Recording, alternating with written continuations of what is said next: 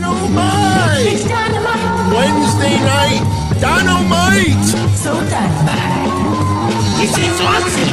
This is this, this is that, this is this! Hey everybody, have a great time! I'm not one of these f***ing goof podcasters out there. I am Don Tony, Wednesday night, Don-O-Mite!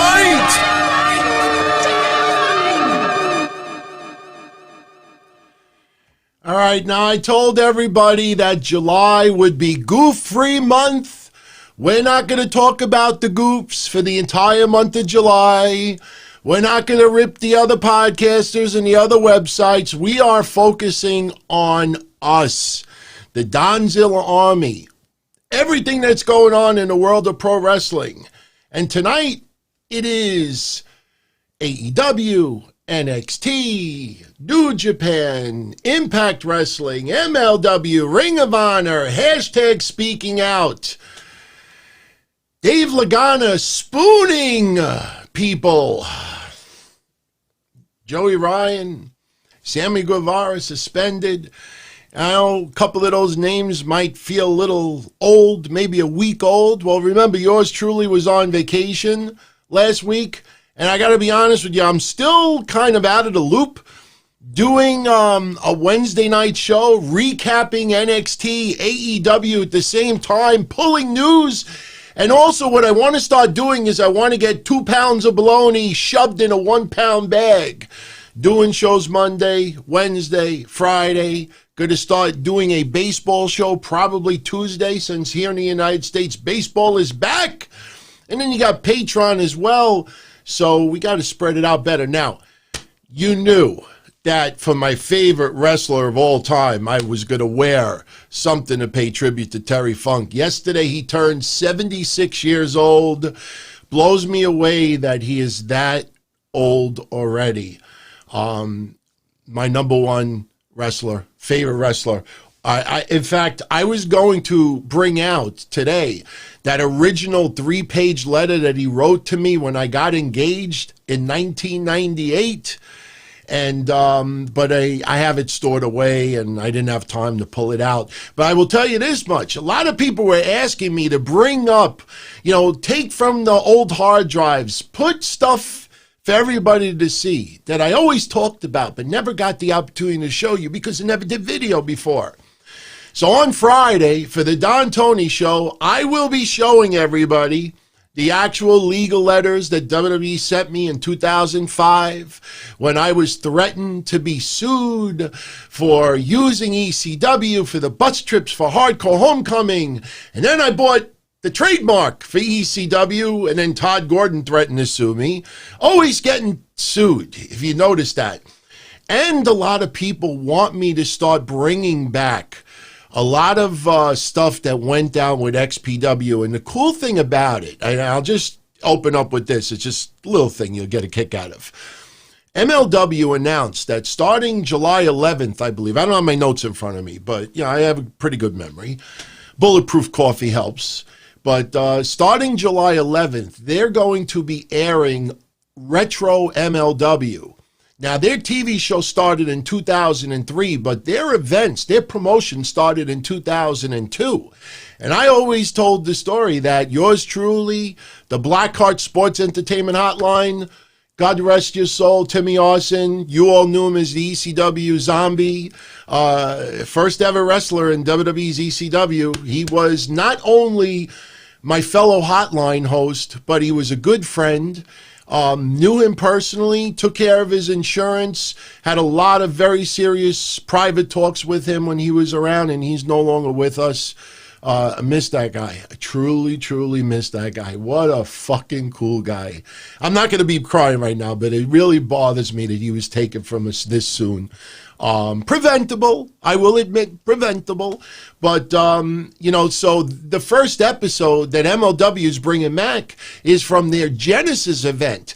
Now, the funny things about it is, I went into my old hard drives and I actually started finding photos. These are actual pictures that I took from MLW's first event. Shows you how good our seats were. But I'll get into it Friday because, you know, there isn't a little XPW twist mixed in with this. And, you know, actually, I'll give you a little teaser now. I always talked about PWBTS, Pro Wrestling Between the Sheets.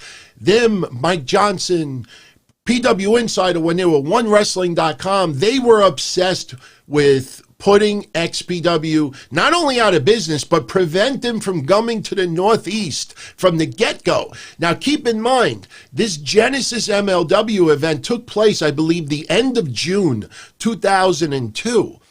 XPW debuted in Philly in August 2002. So here you have Shane Douglas, you know, main eventing MLW at the ECW Arena, and XPW pulled the wool from under MLW and basically got the rights to the ECW Arena, made an offer that the arena couldn't refuse, and that's why they renamed it the XPW Arena. And a lot of little things that you don't even know. And, you know, I started going into my old hard drive and I pulled this gem tonight. And I hope you enjoy it. We'll talk about it more on Friday. But check this out. This is an example of what this Matarazzo was doing in 2002. If you follow politics at all, you know CNN, MSNBC, they're on a vendetta, fake news with Trump and this and that. This was the equivalent of fake news in 2002. This is what this guy would do. He would write these articles, XPW is going to run without a license, porn is coming to your neighbor. And if you remember when I said that I was the sole person on the net fighting for everything that had to do with XPW, I unfortunately, I don't have like a really good Zoom capabilities right now. But if you look at this about the license, if you zoom in a little bit close, let's see if we could find it. Yeah, on August 3rd, I received an email from, oh, that name looks a little familiar, who states that he is the person responsible for obtaining the license for XPW and the necessary. Yeah, I actually pulled the license for XPW so they can have their show in the Northeast. And I know I fucked up the positioning, but I got so many gems to share with you. And that's why, like I say, I know some of you out there are a little sick and tired with me confronting these websites and podcasters, all misinformation. Nothing like that through the month of July. July is going to be so awesome for these shows. You know, it's going to be like almost like a brand new show. I mean, honestly. Now, I will tell you this, just going random back and forth right now. As you saw at the beginning, I posted a little tribute to Killer Tim Brooks. He passed away for complications of cancer. You might remember probably about a month ago, I said, you know, keep him in your prayers because it did not look good. And sure enough, you know, he is no longer with us. A lot of really nice tributes online to Tim Brooks. Keith Lee's probably would stand out most for a lot of you out there because of the fact that, you know, Keith Lee is a mainstream star right now, and you probably have eyes on him more than the legend. So rest in peace, Killer Tim Brooks. By the way, shout out to everybody tuning in live. If you're enjoying the show, I would really appreciate it if you hit the like button. If you haven't subscribed to the channel yet, hit subscribe. It doesn't cost anything. We want to get to 15,000 because Mish and I already have a couple of interesting food and drink challenges that we will not do until we hit 15,000. I think we're like at 10,600 right now. You know, want to build it organically. I don't want people to join the channel just for a stat. I want people to enjoy the channel. I want you to enjoy the content. What's up, Stephen Tot? What's going on? Now, 2 weeks ago was the last time I did a show on Wednesday. 2 weeks ago, I thought NXT was going to beat AEW in the ratings. I was a week early on it. But I will tell you this, I was very surprised that AEW won 2 weeks ago. But I watched the show back, and one thing I noticed with AEW 2 weeks ago is they had a very steady flow of the show. The matches were spread out the right way. Everything was consistent. There wasn't anything really shangada to make you want to change the channel. And yes, some of that was also NXT's fault as well. And by the way, you know, I read during the week that NXT was going to have limited commercials. All right, yeah, okay, Sasha Banks and Io Shirai, no commercial interruptions. You know, do you realize how many commercial breaks we had leading up to the main event match? Yeah, that was very deceiving on WWE's part, in my opinion. Yes, you had the picture-in-picture, but I will tell you this. You know that I am a fan of AEW and NXT. I praise them both when I feel necessary, and I shit on them both when I feel necessary as well. And I will tell you, and I'm sorry if you hear a little fan in the background. I have an air conditioner, but I don't want to make air conditioner noise on this show tonight. But they had so many commercials tonight on NXT. But I will tell you, I brought this up on Patreon a couple of days ago. I came back Sunday from my trip.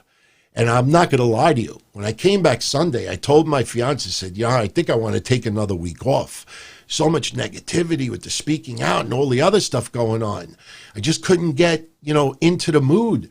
Then Sunday night, I did a Patreon show, blah, blah, blah. And it was just back to normal. Sunday night podcast, Monday night podcast, Tuesday afternoon podcast, Wednesday podcast. So we're back. Now, I talked about this Sunday. You may disagree with me. I'm just giving opinions.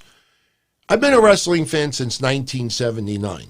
I remember the Monday Night Wars clearly. Sure, I don't think about it every day anymore, but I think about it clearly. Beaver Cleavage tuning in from England. By the way, if everybody tuning in live, you don't have to send super chats for this. How's about we do a quick little roll call? Everybody that's in the chat room right now, just write. You don't have to give me your address or your phone number. Just write maybe like the state or country you're from, and we'll do a couple of quick shout-outs for everybody on the archives or audio only. Sorry. But I'll say this in the meantime. Oh, Freddie J, it's your birthday. Happy birthday, Freddie, man. Roxbury, New Jersey for Chris Pass. Franchise is from the Bronx. Awesome, man. Awesome. I'm telling you, I know a lot of people talk out of their ass. I promise you, by the end of July, with all of the shows that I do on Wednesday and Friday especially, because they're solo and obviously I have 100% control of everything, I want you by the end of July to be like, whoa, the hell happened to DT? You know, like right before July 1st. You know, yeah, I got laid, but that's not the reason. I really had to do a lot of soul searching as far as, you know, how to make these shows better. I started really doing a lot of thinking. So, but before we do anything else, I want to just some very quick shout outs. Daniel Zanis from Jersey. Larry Rose, Louisiana. Dorian Mesa from Miami. Psycho 187 from Canada, Digital Lizard from Indiana, Lion 2012 from Toronto, Soulfly, blah, blah, blah, blah, Baltimore, Carmelo's from Canada, Albert's Guam, I love it. RM Larry, California. I know you can't eat in right now in any restaurants. Toronto, neither can we, but Toronto, Ontario, Canada for Sam, Oklahoma for Garth, Melbourne, Australia for Stephen Tott, Constantine from the UK, Aaron from Australia, Bermuda for Chris, Kevin K from Milwaukee, Wisconsin, Bronx, nice analogy. Nice. Matthew Rychecki from Cali, Michigan, 316 MMA. Cool. John Belinda, and we'll do some more later. Sam from Toronto, Chris Richards from Louisiana. I don't want to leave anybody out. Dayhawk from Cookie Valley. Montauk. Oh, Montauk. Daniel Marone. Okay, cool. We were actually pretty close from your neck of the woods a couple of days ago. Peter Quinn from Brooklyn, Vacan from Vancouver, and Rich Johnson from PGH. You know, I got to tell you all something really funny. I know I wasn't going to get it, but during the day, and look, this is a ploy to try to get fans not to change the channel from AEW Dynamite. They announced something today where basically if, I got to find it over here. Shit, where is it? Where is it? Oh, fuck. I'm trying to find it. What was Oh man, what was it with Twitter with Jericho? I actually had it written down. Oh, okay, here it is. Good. During the day, Jericho posts a video, and AEW posts a video, telling fans that during Dynamite tonight, they're going to do special hashtags. And Jericho said on the video that when you see the special hashtag, that you are to tweet that unique hashtag to AEW. And like the first 10 people that tweet it, like get prizes or whatever, and one lucky person's gonna get like a Zoom from Jericho or something like that. So unfortunately I got YouTube TV. There's like a little delay.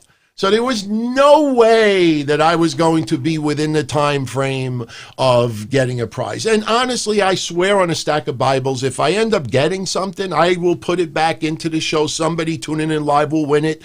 But I was like, damn, I can't take part in this because, I'll be too late. So I decided to be a little dick about it, a little wise ass. And when they put the hashtag up, you know what I tweeted? I tweeted that unique hashtag. Because Jericho said on the video and he said on the TV that when you see the special hashtag, he wanted everybody to tweet that unique hashtag. So I actually tweeted the words, that unique hashtag. I ain't get no prize. I thought it was, a little creative. I didn't get it. Technically, I was right, though. That's what Jericho said. He says he wants everybody to tweet that unique hashtag. So I tweeted that unique hashtag. Those words, not the actual hashtag. I think people get it.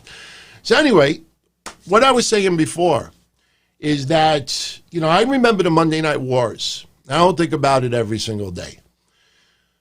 But I know everybody out there thinks Raw versus Nitro, 83 weeks. Dynamite has dominated NXT. NXT's only won maybe 3 or 4 times, and it's like Nitro, just steamrolling Raw. And this ratings, yes, Dynamite has won a lot more ratings than NXT. But the ratings up until now reminded me of 1995. 1995, the ratings between both shows were more even. They would trade wins. You would have Nitro get 2-3 weeks in a row, but the ratings were not all that great. Back then, it was 2-9, 2-7, 2-6, 2-5, 2-5, 2-5, 2-9, 2-6. The ratings were not all that spectacular in 1995. Then you had, a little bit more where they would reveal the results on Raw, and then you had Medusa show up, throw the title in the pail, and Luger shows up. What's he doing here? And then when Bischoff started name dropping Raw, that's when you felt that there was a little bit of a war going on.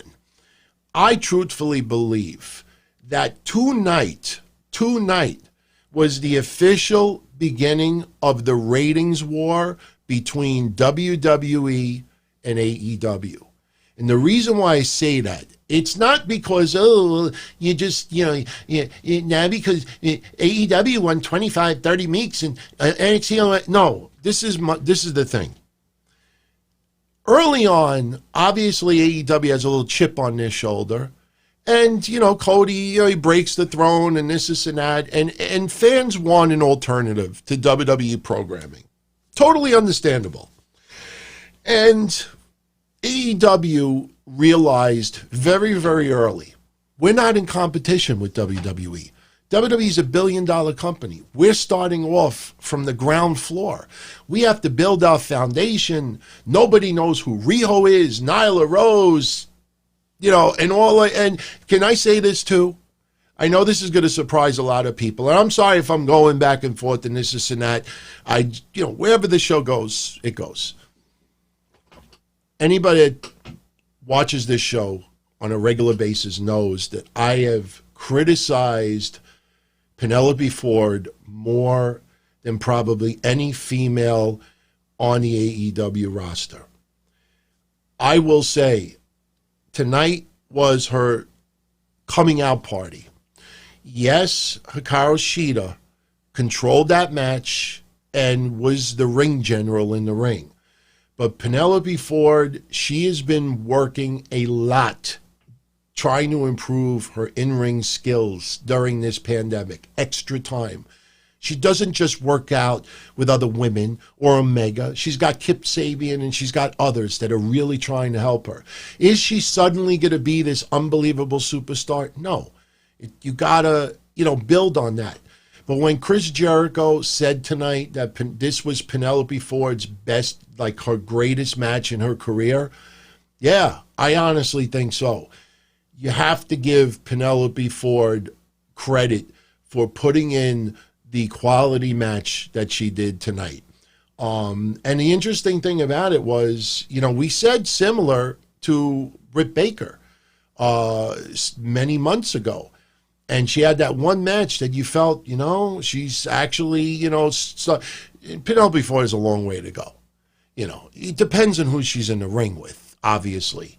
But you got to give her credit for the work that she did today. Some people might actually say that tonight, Shida versus Ford might be their favorite match of the night. And when I get back to the ratings, you'll understand why I don't think AEW has a chance this week winning the ratings. I don't think they have a chance. And I try to say this as respectful as possible, but getting back to what I was saying with the ratings, and this will lead to my complaints tonight with AEW. 95, when they they had Hogan, was in WCW for a couple of years, not long. Then they signed Savage. Then they had, ultimately, they brought Luger in. And then, once it hit 96, that's when they had Hall and Nash, NWO started, and that was it. Problem with 2020 is you don't have all of these larger-than-life stars that are either free agents or you have all these different big-time wrestling promotions to choose from. And, WWE is a billion-dollar company. But WWE has so many commitments and so many different aspects of their business. Again, I understand why people get offended when they read that Vince McMahon made $177 million more during this COVID era. He actually is $177 million richer than a couple of months ago. And people think with their heart and like, you had to release those $4 million worth of payroll and you got $177 million. People don't understand that when your company is a publicly traded company, the investors are the ones that influence, the value of the stock. And the higher the value of the stock, more money the company is worth. Of course, revenue is obviously critical as well.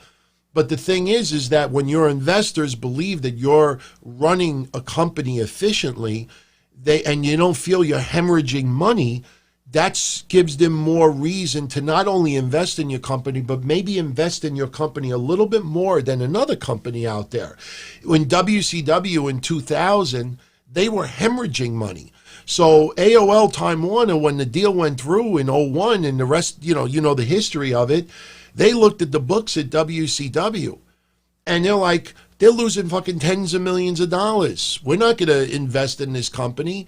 They weren't doing anything to make their business more efficient. They didn't release multi-million-dollar salary. They didn't do things to try to, bring in the funds. So as much as you may not like Vince McMahon, when things are running like a fine oiled machine, especially under the circumstances, yes, Raw is abysmal right now. SmackDown maybe a little bit better. To me, and I've said this for a while now, NXT is my favorite show of the WWE brand. But, getting back to the ratings, in 95, you had all these big-time stars in their primes that, the money was not as good at the time. And Vince had the legal issues in 93, the steroid trial. In 95, he was low on fundage. He gave Bret Hart the 20-year contract, and then he really, couldn't come through with it and gave him the opportunity to go to WCW. And just all the examples. In 2020, you don't have all of these people on the horizon. I mean, who people made such, and this is no disrespect to FTR, the Revival, how you whatever you want to call them, but people on social media treated FTR leaving WWE to go to AEW like it was Hall and Nash showing up. And I'm sorry, there's nothing about FTR that has proved to me that they are a huge ratings draw. They're still young in their careers, and they can reinvent themselves, and they could, turn things around, and they could change things here and there. But I don't see where it could be. That doesn't mean I dislike them, or I don't see where they become must-see television. As much as you may not like WWE, their ratings are superior than anything else in wrestling, because at the end of the day, sports entertainment draws more ratings than straight up pro wrestling. If that wasn't the case, Ring of Honor would have had quadruple their ratings 10 years ago. Impact Wrestling would have had great ratings 3 or 4 years ago. Look at Impact Wrestling's Slammiversary from 3 years ago to now. Go look it up. And yes, they brought in some people from AAA and some other areas, but they had that working relationship. Angel Garza, Slammiversary 2017, I believe it was. Alberto El Patron, Bobby Lashley, Loki, Sonjay Dutt. There's so many. And I don't even have the card in front of me, so I can't even look at this. So I'm a little concerned for AEW right now. And the reason why I say that is because up until now, fans online treated AEW and NXT like a war. AEW early on realized, we can't keep poking that bear. We can't keep poking that bear. We don't have the history. We don't have, enough stars.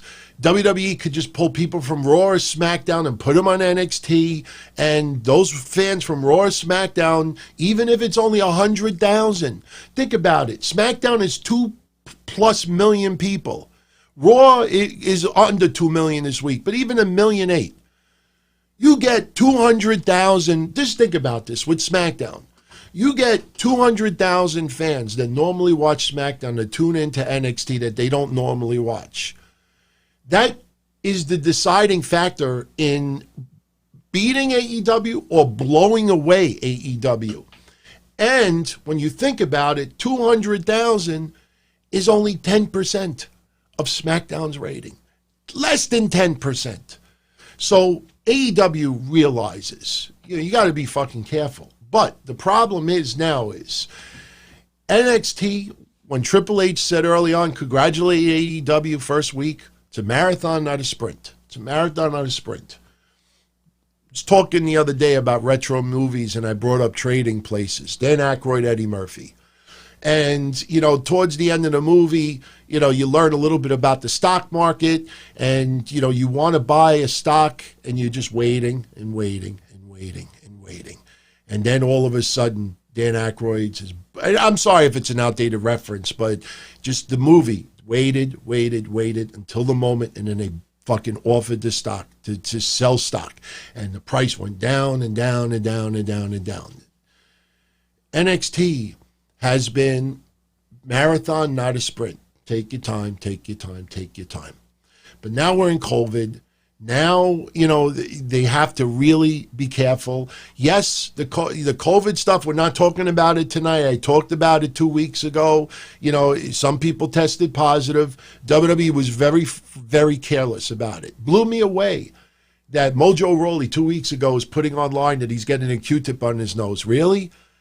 You should have been doing that every fucking week for the last 3 or 4 months. That was very revealing. When he thought that this was a big deal 4 months later. Look, everybody, I'm getting a Q-tip in my nose. I've done it 4 times already. I got tested Monday when I came back from Connecticut. So the thing is that now, you got WWE in a little bit of a bind, and now they see daylight with AEW. They see daylight.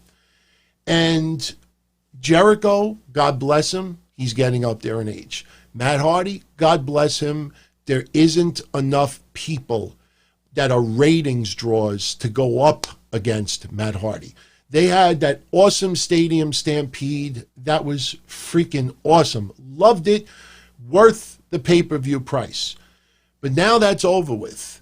And what are you doing? You got Private Party. They had the match tonight with Santana and Ortiz. It was a great match. You know, I was surprised how many people forgot that they fought to pay tribute to Matt Travis. You know, I thought that match was actually better, but I don't want to judge the two because one was really big on emotion and tonight is different.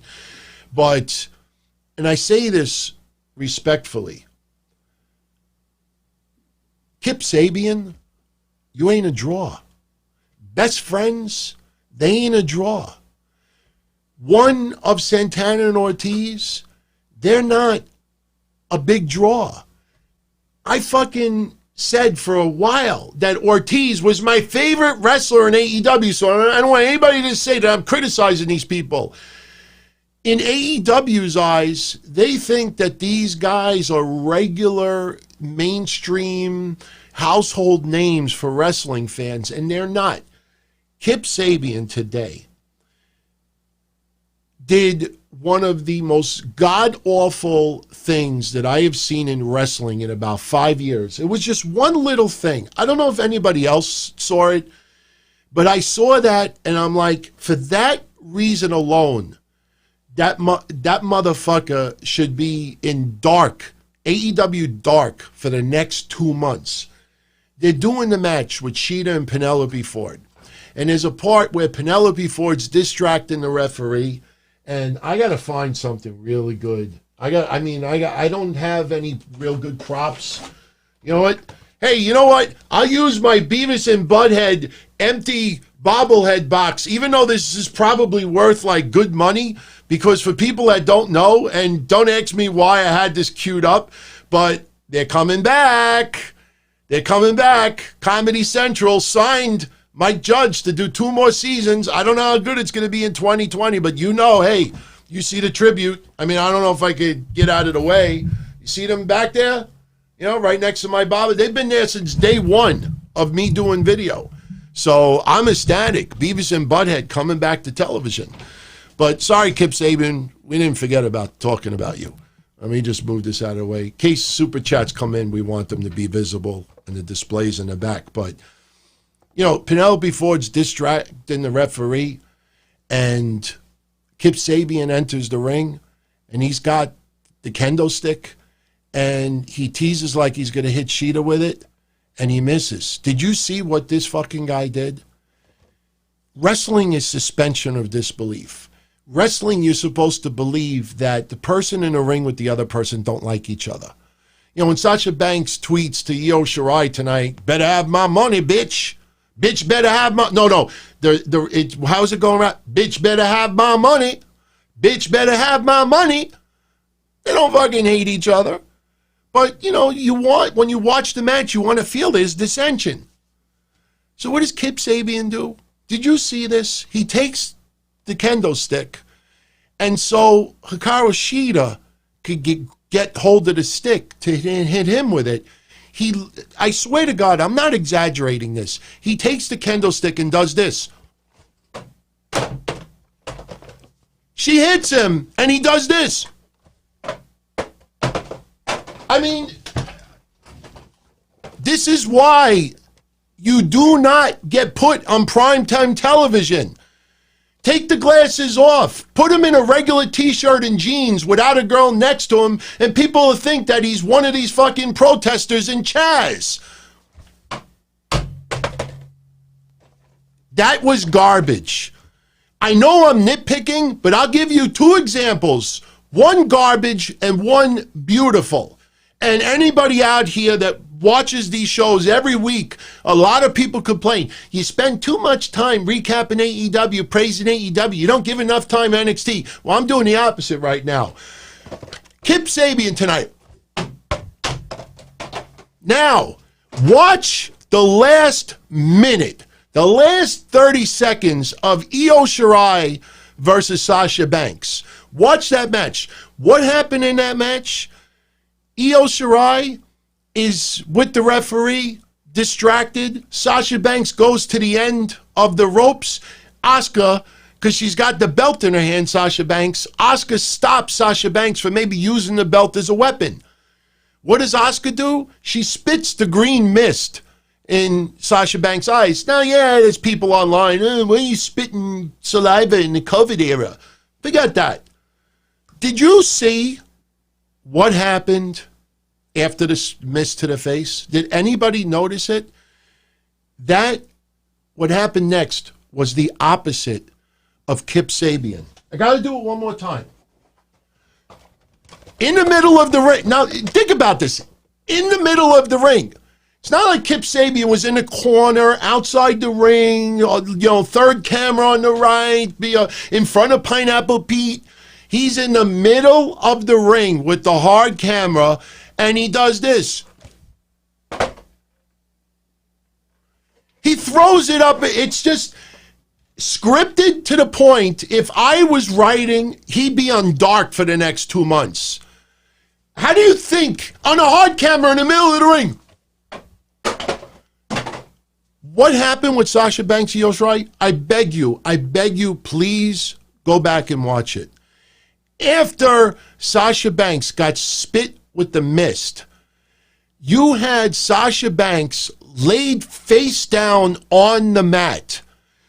The storyline was the referee can't see the green mist. Sasha Banks' head is face down. Io Shirai hits her move, and when she goes for the pin, she puts her leg in front of Sasha Banks' face, so the referee cannot see that Sasha's face has green mist on it before Sasha Banks loses. That is the difference between a promotion that is going to start floundering because that is carelessness. And on prime time, in the middle of the ring with the hard camera, throwing it up intentionally, it was just ridiculously bad. I mean, I remember Sandman in the mid-90s. He'd be getting knocked, hit with a cane, and then he'd just go like this, flail with his arms.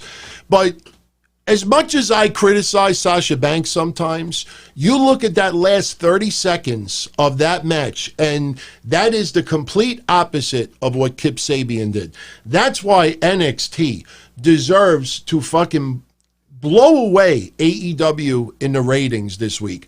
Best Friends Wrestling to close out Fyter Fest week 1. I know Hangman Page and Kenny Omega are in that ring. Do you know, I read that the Chris Jericho Orange Cassidy segment last week, that quarter hour, and I'm still trying to confirm that this is true, but everybody so far has told me, yeah, DT, it's true. The quarter hour last week of Orange Cassidy and Jericho brawling was the lowest rated quarter hour in the history of AEW on TNT. You have Jericho doing his pull apart with Orange Cassidy tonight. Mike Tyson better show up next week and better lay out Jericho for Orange Cassidy to get this win. Because, again, AEW, good for them. They want to continue building their stars. Penelope Ford is getting better. Britt Baker is getting better, although she's injured. Nyla Rose is definitely better in the women's division. You have Private Party, who is getting better, but if you watch the match tonight closely, there was a lot of little hiccups, just hitting these moves. Some of these moves look great, but when you see two people there going like this on the fucking camera, that looks amateurish. That looks Bush League. That looks like fucking, not the level of AEW Dark. That's not acceptable. That's not acceptable. And now you have AEW publicly taking shots at WWE again. Now, I'm not going to lie to you. I loved it. When MJF opened up the show tonight and he's cutting a promo and he's saying, I don't even know why we're having this match, but then I realized we're in the middle of a ratings war, so they need a MJF to have the W. He actually said that on TV. So I got a kick out of it. And then Taz takes a massive shot at NXT. And what did he say? I have it right here. Yeah, I got it right here. Here it is. Oh, yeah. For those that don't know, next week, Moxley was supposed to defend the AEW heavyweight title against Brian Cage. It's not happening next week. It's happening the week after. Mortalica. Yeah, I understand exactly what you're saying. It's a marathon, not a sprint. The problem is that AEW cannot afford to be a marathon when you have NXT with Raw and SmackDown stars and $1 billion company behind it going up with you the same night. One of them's got to give. One of them's got to move to Tuesday night or Thursday night. That happens, you will see AEW go over $1 million. You'll see NXT definitely go over $1 million. One of those two have to give. And it seems that WWE ain't budging. So if AEW can somehow work out a deal where they can move to Tuesday nights or Thursday nights, they have to do this. Because you got to understand something. Perception is very important as well. If NXT starts blowing out AEW in the ratings week after week after week, I mean, what match do you think you're going to throw out there that's suddenly going to be an unbelievable ratings draw? You know, Mike Tyson versus Jericho? What, FTR versus the Young Bucks? Kenny Omega dumps the beer out tonight because he only drinks milk. Oh, my God. The Young Bucks run to the ring. Oh, my God, we can't have a fight. You know, this is all management. The show is always focused around management. The Young Bucks, I like. I'm used to them now. I like their matches. I have no problem with the Young Bucks. But when the Young Bucks come out there to be like policemen, when the Rock and Roll Express, you know, get attacked with the sock, or they come out because of this person or this person and this person, you know, stay the fuck in the back. But they want to do that because they want to tease that maybe the Young Bucks will go up against FTR. What kind of ratings do you think that's going to draw? So a lot of people are very happy, Beavis and Butthead. So Carmelo, I'm not going hard on AEW to be like some of these people that'll just shit on people just to shit on people. I want to see it improve, but I am now concerned for AEW because I look at the roster. Next week you have Pentagon Jr. coming back. All right. Is we suddenly going to get 300,000 more viewers? No. You know, who else is going to come back? You heard the rumors, Gallows and Anderson may be showing up on Impact Wrestling, and they might have signed a deal where they could work Impact Wrestling and work New Japan. It blows me away. It blows me away. Social media, and I'm done with social media, by the way. I'll put over my own stuff, and I'll still socialize with some of you on social media. But, you know, I see people tonight just ripping and ripping and ripping. And I'm like, you know, I'm just going to stay away from it. I want to just enjoy wrestling as a wrestling fan. But you look at, you know, the current product, I see almost nobody talking about Gallows and Anderson working Impact Wrestling. Yes, Impact Wrestling is nowhere near the level of AEW right now. It's still Gallows and Anderson. Nobody's talking about it. EC3 might be going back to Impact Wrestling. Eric Young might be going back to Impact Wrestling. Mike and Maria Kanellis might be going. I'm not saying that these are ratings grabs as well, but you got people talking about FTR over and over and over again, and Gallows and Anderson, which to me are 1,000 times higher on the food chain than FTR. Maybe FTR is up there one day, but it ain't right now. So where are you seeing these ratings? You close out a Dynamite with Best Friends. You closed out a Dynamite not too long ago with Kip Sabian. You close out Dynamite with a member of Santana and Ortiz. And you're going up against NXT. You're not going up against fucking guys, gals, and groceries, which actually I think pops a rating too. You know, you're going up against NXT. So for everybody out there, I am fucking concerned because NXT now, Dexter Lumis tonight, he had his breaking out party. Loved that match, that strap match with Roderick Strong. Dexter Lumis gets the win. Little concern, Velveteen Dream, not mentioned once. He had the car accident, a couple of more people. Don't know if these are legit accusations of clout chasers. There's some investigation going on, but he was not mentioned pretty much at all. Yeah. Oh, don't even tell me aces and eights at Slammiversary, aces 0.8s. On Patreon Tuesday, yesterday, Mish and we were talking about aces and eights, and I actually read the original members, and I'm like, oh my God. And I completely forgot that Leva Bates, I think she was like a prospect in aces and eights. But anyway, so I'm very concerned for AEW right now because you feel that things are starting to repeat. Private Party, I fucking love them as a tag team. They've worked in our neck of the woods many, many times over the last couple of years.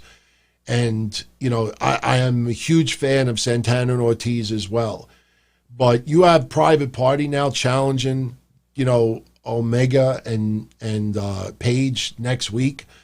Every time Private Party has a match, it's fun, they're athletic, they are going to be stars. But every time I see one of these matches, I see people writing the same thing in their review repeatedly. You know, there was a couple of missed spots and there was a couple of really, you know, just careless things and this and that, but, you know, they're still young and blah, blah, blah, blah, blah. When you keep reading that over and over and over and over and over and over and over, as much as talented that they are, you gotta try to scale it back. But if you do, who do you put in their place? Who the hell wants to see the Ice Cream men teaming up with Pentagon and Rey Fenix? Just look at that. It just feels like stuff being thrown together. And now you look on the NXT side and Karrion Kross, and I'm still sticking to my prediction from 2 weeks ago, you know. And as you see, this is not your normal recap. We're just going, we just go with the flow. Everybody seems to be enjoying it. But hey, if you're enjoying the show, again, I ask, please hit the thumbs up and subscribe if you're not a subscriber yet. You know, it allows my show to be visible for a lot of other people out there that don't even know the show exists. You know, there's some people out there that actually want to see me fail on YouTube. And I've made this clear. If I stop doing video, I stop doing shows, you know, or I go Patreon only.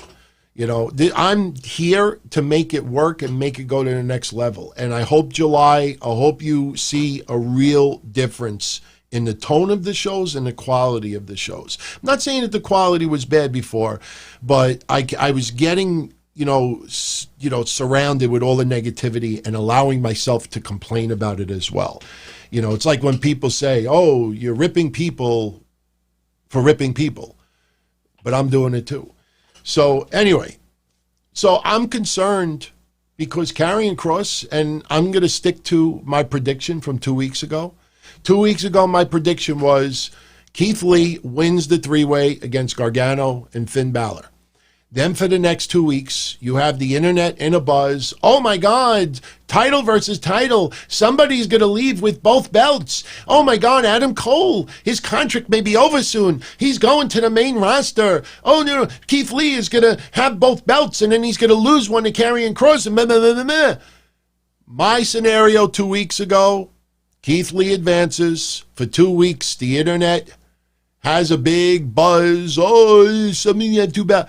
I think what's going to happen is Karrion Kross is going to come out at the very end, lay out Keith Lee, lay out Adam Cole, no winner, no titles change. To quote Pat Patterson, that's the story. That's the story. Remember 2 weeks ago? That's the story. I'm sticking to that.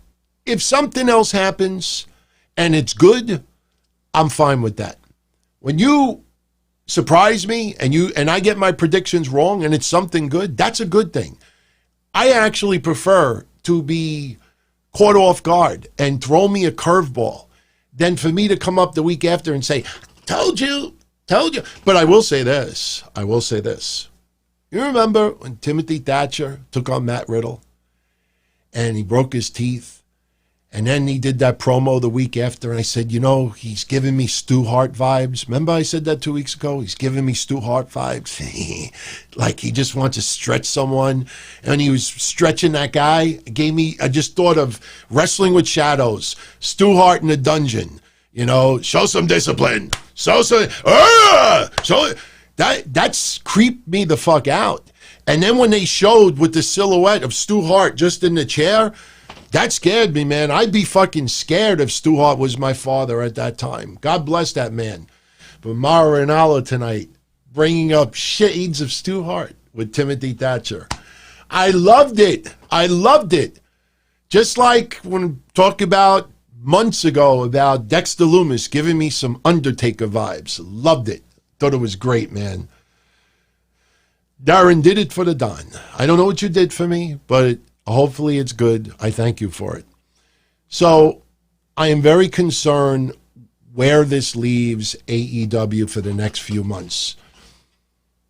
Tessa Blanchard is a very hot subject because for those that don't know, Tessa Blanchard has been let go from Impact Wrestling.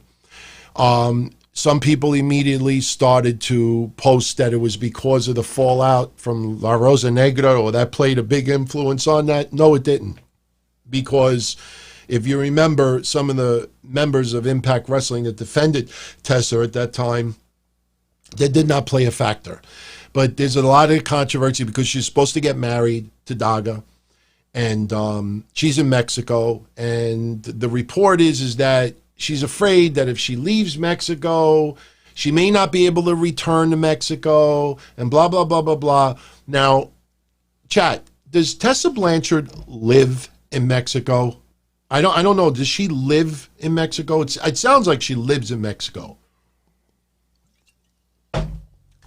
I'm just waiting because there's like a 5-second delay over here. Not that I want it that way, but that's what it is. But here's the thing. I showed it once, I think on the Don Tony show. All right. Some people say that, yeah, she actually does live in Mexico. This is how I look at it. The travel restrictions are being lifted in a lot of areas. All right. Okay. So she does have permanent residence, and permanent residence is very important. So she of course, she lives there with her boyfriend, but if she has permanent residence there, okay, fine. She's afraid that if she enters the United States, that she may not be able to go back to Mexico. Now, this is how I look at it. When you're a wrestler, you tour, not like what it was in the 60s, 70s, and 80s, 300 days out of the year, but you tour, many, many weeks straight. And maybe you don't get to go home much at all. So if Tessa Blanchard came to the United States and was forced to stay in Canada or wherever Impact Wrestling was going to have their shows, then, if she's forced to stay here for 2-3 weeks, because of what's going on, there's not much of a difference there.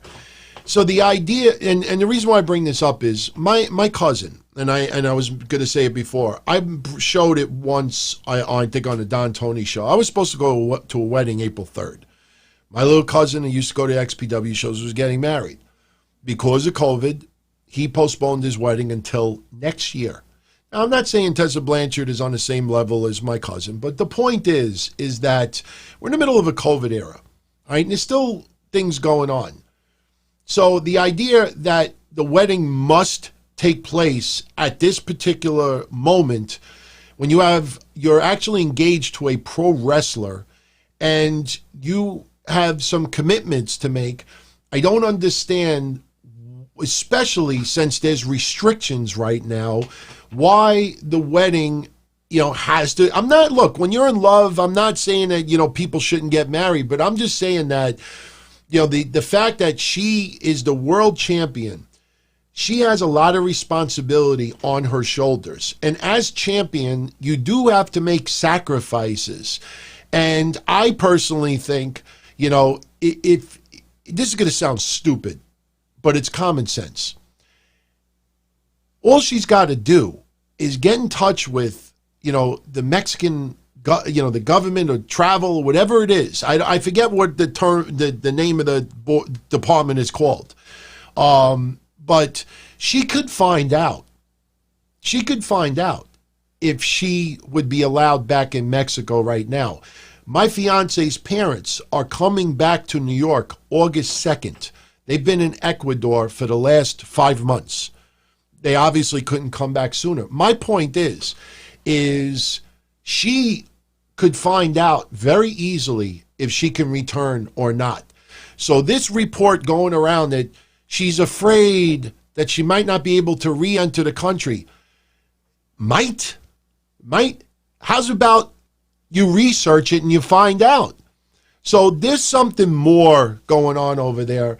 I personally think she just doesn't want to wrestle in this COVID era right now. And she won the title. They had to make a decision. And after all of these months, you're like, look, we can't continue just doing it the way that they have. So she's gone from Impact Wrestling.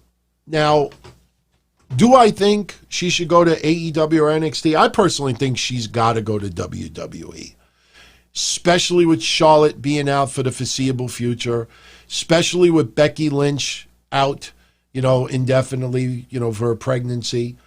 WWE has not done a very good job building up NXT stars as Raw and SmackDown stars. Look what they did with Shayna Baszler. I know a lot of you out there think that Tessa Blanchard is an asshole or she's a bitch and she's not easy to deal with and she's been accused of using names, this and that. And I brought it up yesterday and it was funny because Mish was silent because Mish is a huge fan of this person.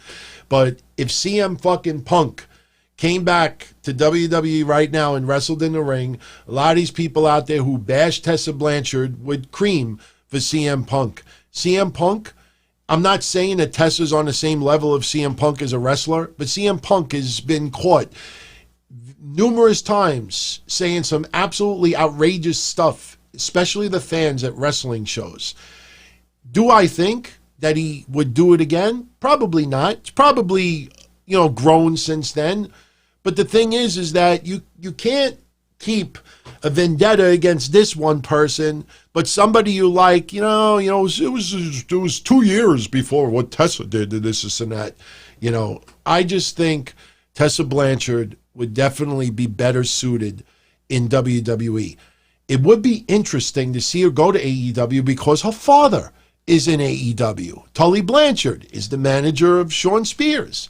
So, it would be interesting if maybe AEW could work out a deal, short-term deal. Bring her in for a short-term deal, see where it goes. I mean, I still bring up last year when AEW had, what was it, All In, I think it was?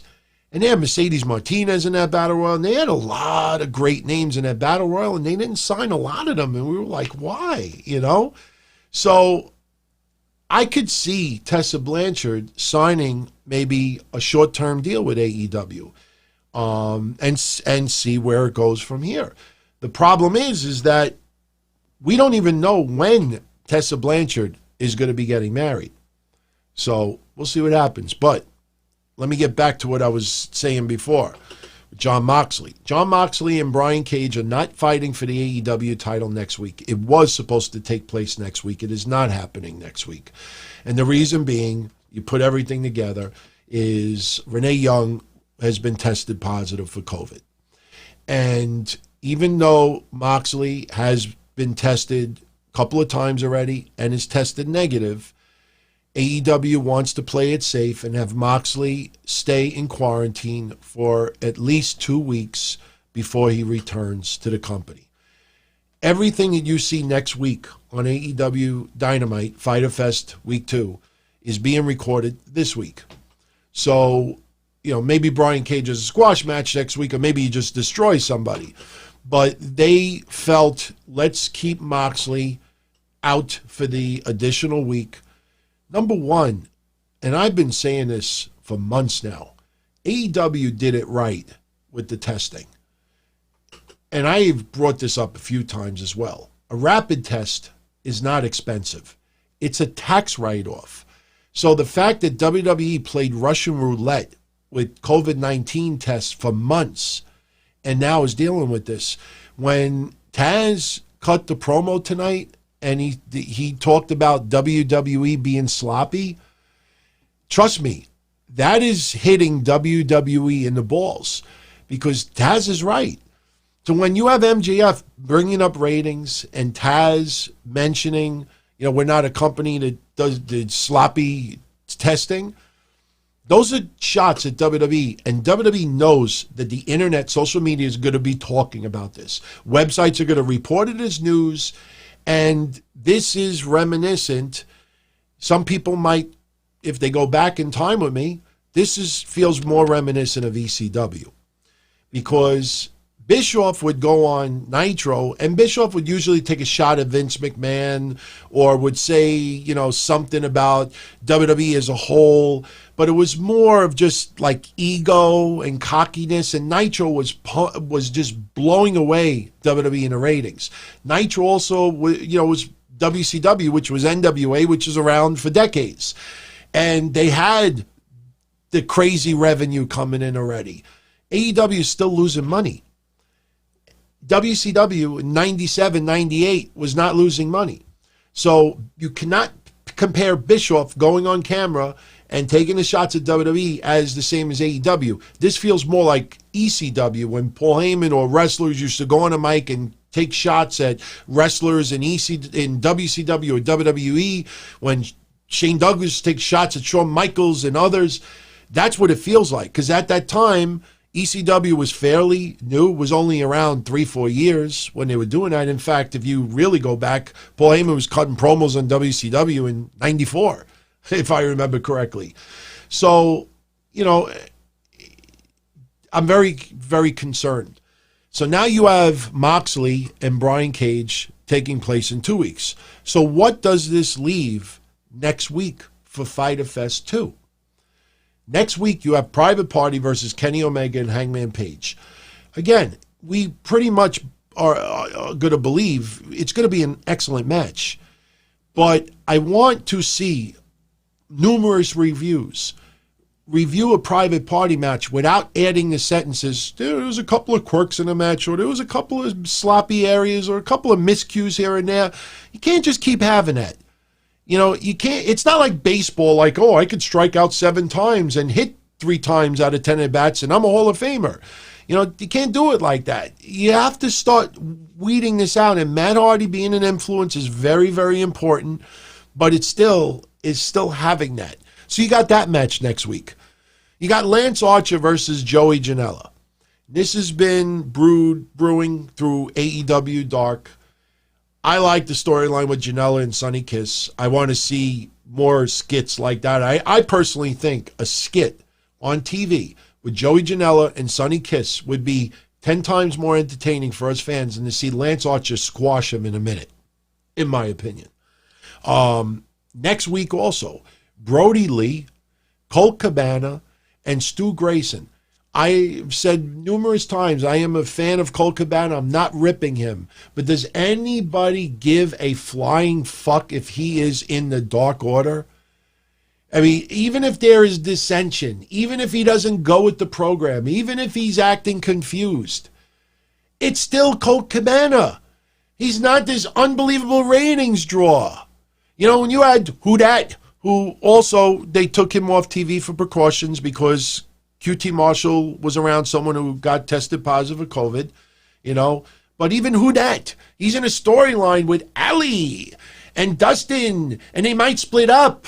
In storyline, retire. He's been given the diamond cutter. He's got Ali. He's got hair. He's got this. It's still, Who Dat?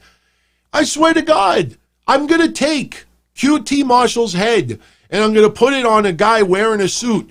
And in an episode in the future, I'm going to put it on the screen. I'm going to say, Who Dat? I guarantee you 99 out of 100 people are going to say, I have no fucking idea. Was that a lawyer for WWE or something? These people are not ratings draws. So you got Brody Lee, Colt Cabana, and Stu Grayson versus SCU. SCU is talented. Absolutely. But is it a ratings draw? No. Lance Archer versus Janela? No. Nyla Rose in action. They don't say who it is. So what happened to Abaddon? Buzz, Wrestler of the Week 2 weeks ago. Why aren't you trying to quickly blow your load a little bit with Abaddon? Fucking advertise Abaddon in action next week. I think that would probably be more interesting for fans out there. FTR and the Young Bucks versus Pentagon, Ray Phoenix, and the Ice Cream Men, which looks a little messy, and Jericho versus Orange Cassidy. That's what you got next week. You got Keith Lee and Adam Cole. Title versus title. That's going to probably go 20, 30 minutes. And you know Karrion Kross is going to interfere. That's the story. What match did I just mention? Jericho versus Orange Cassidy? The pull-apart was the lowest rated quarter in the history of AEW. Mike Tyson's got to show up next week and knock out Jericho, and Orange Cassidy gets the win. But then what do you do the week after? Oh, we got Fyter Fest. And we got Brian Cage versus Mox. Mox! As Taz would say, Mox! Mox! All right, let's talk about a couple other things. Still got 50 minutes. 5-0. We're going to go to midnight. From now on, I want to do the shows from 10:05 to midnight. I think that's fair. Slightly under 2 hours, so we got plenty of time. I want to get into a couple other things. And one, I'm very curious to see what your reaction is to it. But let me first tell you about this. MLW, we were talking about them before. Their title belts, they are now selling them. And they hired a company, Wildcat Championship Belts, which I've heard of before. Wildcard Championship Belts are excellent belt makers. Absolutely. Now, I'm not going to compare Wildcat to this, but I still got this, and I'm going to give it away. I'm going to give it away on one of these. Maybe I'll give it away when we hit 15,000 viewers. You know, I got this. It's a replica. It's real. You know, it's a replica. It's fucking heavy. It's extremely heavy. You know, it's beautiful. I'm not going to say how much I paid for it, but the reason why I'm showing you is not bragging or anything like that, but the reason why I'm showing you is to make a point. All right, let me, I got to put this in a nice spot. Let's put this back over here. All right, that's good. So check this out. Did I show off my shorts? I'm wearing shorts right now. They're not underwears or anything. They're regular shorts, but it's hot in here. I don't have the air conditioner on. But it's a nice belt. I'll tell you the reason why I'm bringing it up. You just saw that belt. It's a replica. You can get it for about $350, be honest with you. I paid $240 for it. I did somebody a favor, gave it to me for half price. He was selling them for about $5 at the time. Now they're down to about $350. $350 for that is not a bad deal. All right, so now, the reason why I bring this up is because, did I fucking have Beavis and Butthead showing the entire time? Please tell me I did not have Beavis and Butthead showing the entire time. Are you kidding me? You got to let me know, everybody. Did I have Beavis and Butthead in the corner the entire time? I couldn't have.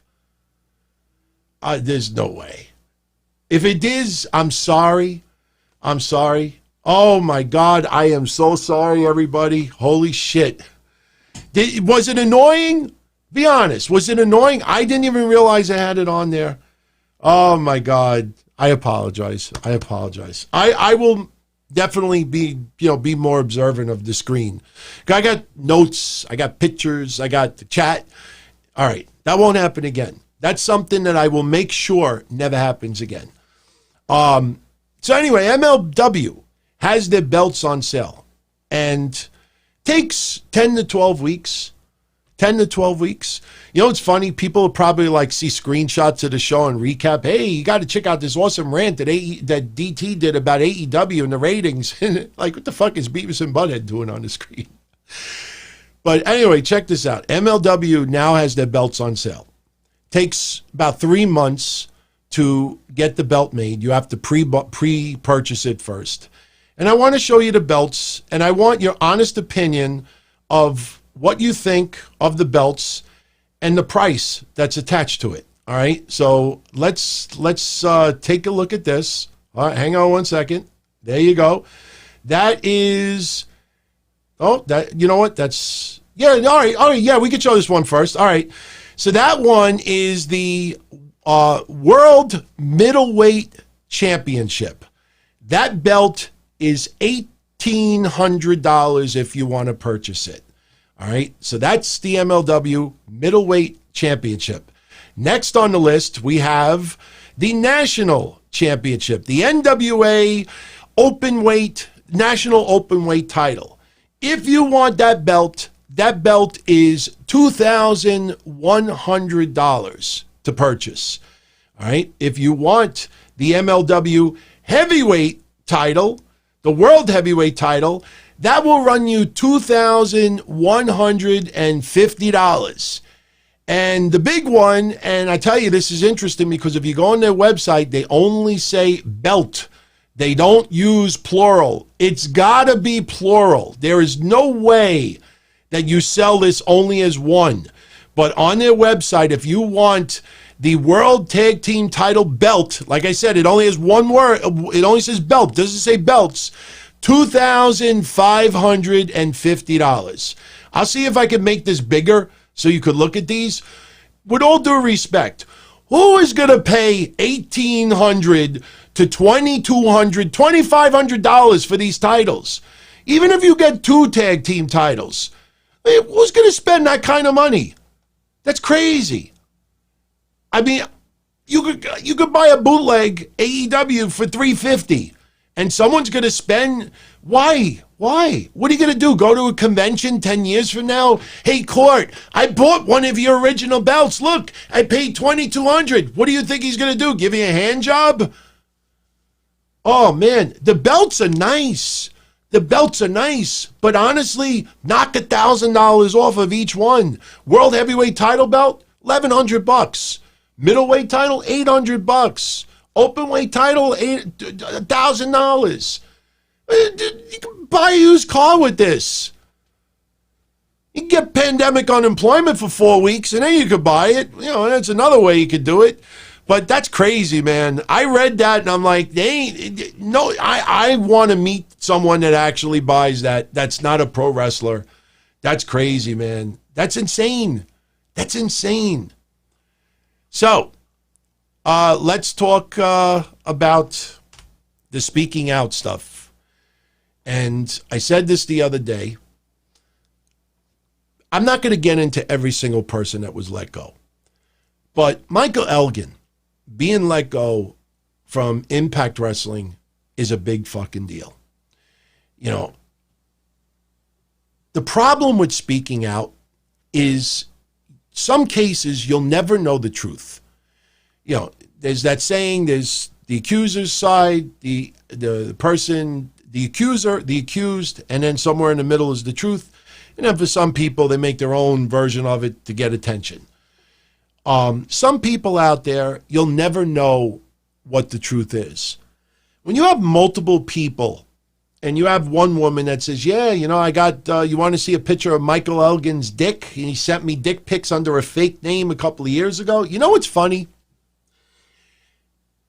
I know there's some podcasters that can't stand my guts that are also like blocked, banished from wrestling promotions, ever showing them love or anything like that. What makes me laugh is that every podcaster that's out there, from JD, who I actually like and he likes me, but from JD to Jason is liked by everybody, so we can't include Jason on this, but JD to Joe Cronin to me to others, there's some podcasters out there that promotions will never, ever like show any love to or appreciation to, even when they have crazy ass ratings. Because we talk a little derogatory, a little bit over the top with the humor, a little bit, you know, vulgar with the language. But meanwhile, I'm not going to do it on camera. I'm not getting my channel shut down. But meanwhile, you got Michael Elgin sticking his dick in a phone. The accusations against Joey Ryan. You got fucking Jack Gallagher, who is in the same bedroom with a woman, and he fucking puts on the condom, so when he blows his load masturbating to her while she's sleeping, he doesn't get jism all over the fucking bed. You got this person doing this. You got people doing all these creepy-ass things. You got Marty Scurll, and the thing that amazes me about Marty Scurll, and I don't know what's the truth or what's not. I wasn't there. But the thing that blows me away about Marty Scurll is It took Ring of Honor an entire week to make a statement about speaking out. And Ring of Honor's statement after an entire week was, quote, "At Ring of Honor, we pride ourselves on a respectful, inclusive environment that we have built, one that ensures all employees could work in a place they feel safe and respected. We take these matters seriously, and we have a zero-tolerance policy when it comes to this type of behavior. Ring of Honor has launched an immediate investigation." Doesn't that sound like the Bully Ray with the fan thing? "We launched an immediate investigation into the claims made against the currently contracted wrestlers. We will update you on our investigation once it concludes." When they look, I took Bully Ray's side in everything with that fan. That fan, the things that he was saying towards the girls, the women in that night, Ring of Honor never put the footage out there. Nobody ever, that guy would have gotten his teeth broken in my neighborhood. Seriously. Maybe not by me because I don't want to get arrested. Nobody's worth going to jail over. But the thing is that when Ring of Honor did their investigation, what was the outcome? Did they give you a whole detailed outcome? Oh, we've rectified. What outcome do you think they're going to do? Either they let people go or they don't. But it's interesting that it took them a whole week to make that statement. And then it hit me. Oh, look who's the booker at Ring of Honor, Marty Scurll. You know, unfortunately, you don't have many Marty Scurlls out in indie land. I know there's Carney land, but you don't have many Marty Scurlls that could replace Marty Scurll to be the booker for Ring of Honor. What are you going to bring back? Let's see. I got it right here. I wanted to share it with everybody. I hope I have it. Do I have it? I think I have it.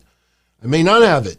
If I don't have it, then we'll probably have to wait for Marty Scurll. Oh, Marty, I got you. Marty, here we go. In 2015, after a wrestling event in the UK, I had a brief consensual sexual encounter with a woman. In that moment, at a bar, in those circumstances, I had no cause to question her age. I don't say any of this lightly or seek absolution for my ignorance. Although I did not become aware of her age until after the encounter, I heard she was 15. The reality of the age disparity is not lost on me. I understand that although our encounter was technically legal in the United Kingdom, my lack of good judgment that evening has disappointed many fans. This week, the woman I'm referencing bravely shared her stories of abuse she's experienced while attending wrestling events during that time period. My name has been included in one of the recollections she shared. I can only speak to what I know and true to my own actions. All right? Okay, here's where I get problems with this. It is my understanding that this woman continuously supported our sport through her attendance at shows, seminars, and training sessions, and as an industry, we failed her. I cannot begin to understand the difficulty she must be experiencing, and in that spirit, I ask that you please continue to respect her privacy. My immediate priority is to seek forgiveness for unknowingly contributing to a culture that for far too long promulgated ego over humanity and hurt many along the way. For those of us with a voice that can reach beyond our own doorsteps, it is our shared responsibility to be better and do more. You blow your load 100 times 10 years later. Now we need to do better. Now you need to do better. The system must change to protect the most vulnerable and provide an ecosystem where female fans and athletes can engage and participate safely. The time is now. What time is now? When I read his statement, when I read Dave Lagana's statement, when I read everybody's statement out there, they all talk about that we need to be part of the solution. Have you seen anybody out there tell you what that solution is? Here's the bottom line. There are some people out there who have been sexually abused, who were put in positions that they had to do sexual favors to advance themselves. All right? There have been people in basketball, baseball, musicians, football, that there are people. Look at that movie. What's that movie with Kevin Costner? It was the baseball movie with the girl that was fooling around with him, and she was fooling around with another player. It's an old time movie. It's a baseball movie. The guy from Shawshank Redemption is in it. Didn't he punch him in the face? Someone out there remembers the movie. Come on, someone definitely knows that movie. It's a baseball movie. Come on, the guy from Shawshank Redemption is Bull Durham. Thank you. Look at Bull Durham. Unfortunately, you have everybody out there scared. They have their tail between their legs, and they won't show the size of their balls. Right now, the size of their balls is the size of snot balls. Because the thing is that some women out there have been sexually abused. Some women out there have been used, have been treated very, very badly. But there are also women out there like Bull Durham. And what happens is when you're 15, 16, 17, I'm not justifying it, but I'm making a point. When you're 15, 16, 17, 19, 21, 22, and you're naive, and you go to parties, you want to hang out with wrestlers, and you drink, and you have fun, all right? And after these years go by, and you are left with nothing, you feel used, you feel treated like shit. Wow, Marty Scurll, he acted like he cared about me. And now I realize that he just fucking made all these things about me just so he could get in my pants. All right? You see women out there that says, this person, he's a creep, he's this. Unfortunately, people out there, that's not illegal. I'm not saying what Marty Scurll did was legal or illegal. The point is, when you have Marty Scurll that says, oh, from what I understand, what I did was legal.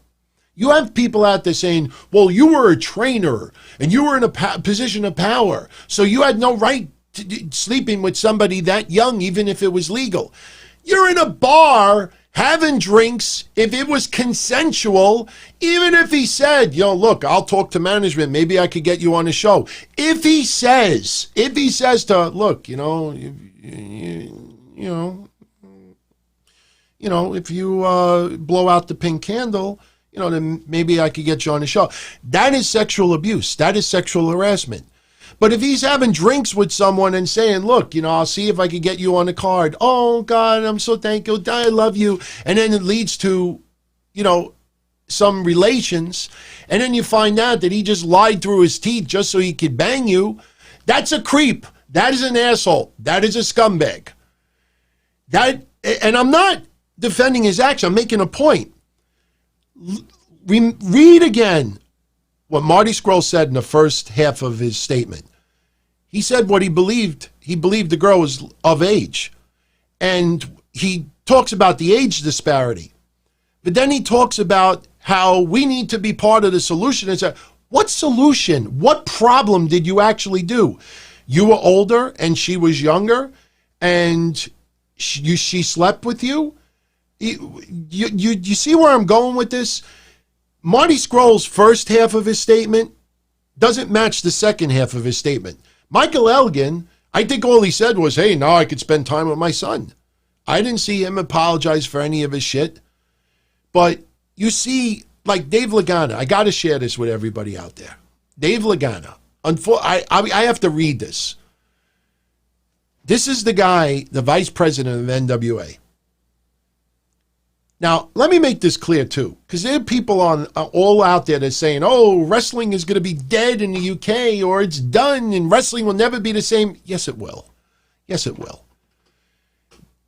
The problem is that you have people who have been legitimately abused, and now you have people who have been used and were dealt with pigs that promised them a hill of beans just so they could fuck them.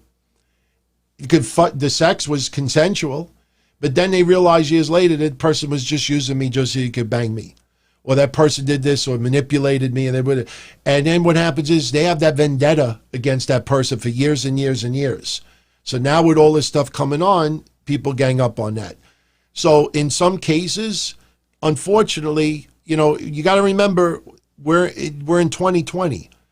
Where you look at the Me Too movement. The Me Too movement was hijacked. You see what happened with George Floyd with the protests. Those protests were hijacked for anarchists who didn't give a shit about George Floyd, but would mention his name because it made their movement seem like part of of what's going on. But they used that just to find a reason to do other shit. So Dave Lagana blows me away more than anything else. Then I'm going to play you a 5-minute video. Then we'll talk a little bit more about NXT and AEW, and we'll get out of here. Dave Lagana writes this statement. And this is about Liz Savage accusing him of sexual misconduct in 2010. Sexual misconduct. Okay, now I want to read this. This is, if you haven't read this, I want you to picture this happening as I read it, okay? The Speaking Out movement has brought to light a number of new allegations of sexual assault against people in the wrestling industry, including me. These allegations of sexual assault should be taken seriously and investigated. Every accuser has a right to be heard, but every person accused of serious wrongdoings deserves the right to defend themselves. Last week, Liz Savage accused me via Twitter of sexually assaulting her a decade ago. Liz and I were friends for a total of 5 to 7 years before and after the alleged assault. We first met at a wrestling show sometime between 2006 and 2008 when she was introduced to me as an independent wrestler. I take Liz's allegations seriously. The first time I became aware of her allegations was last week when she made them public.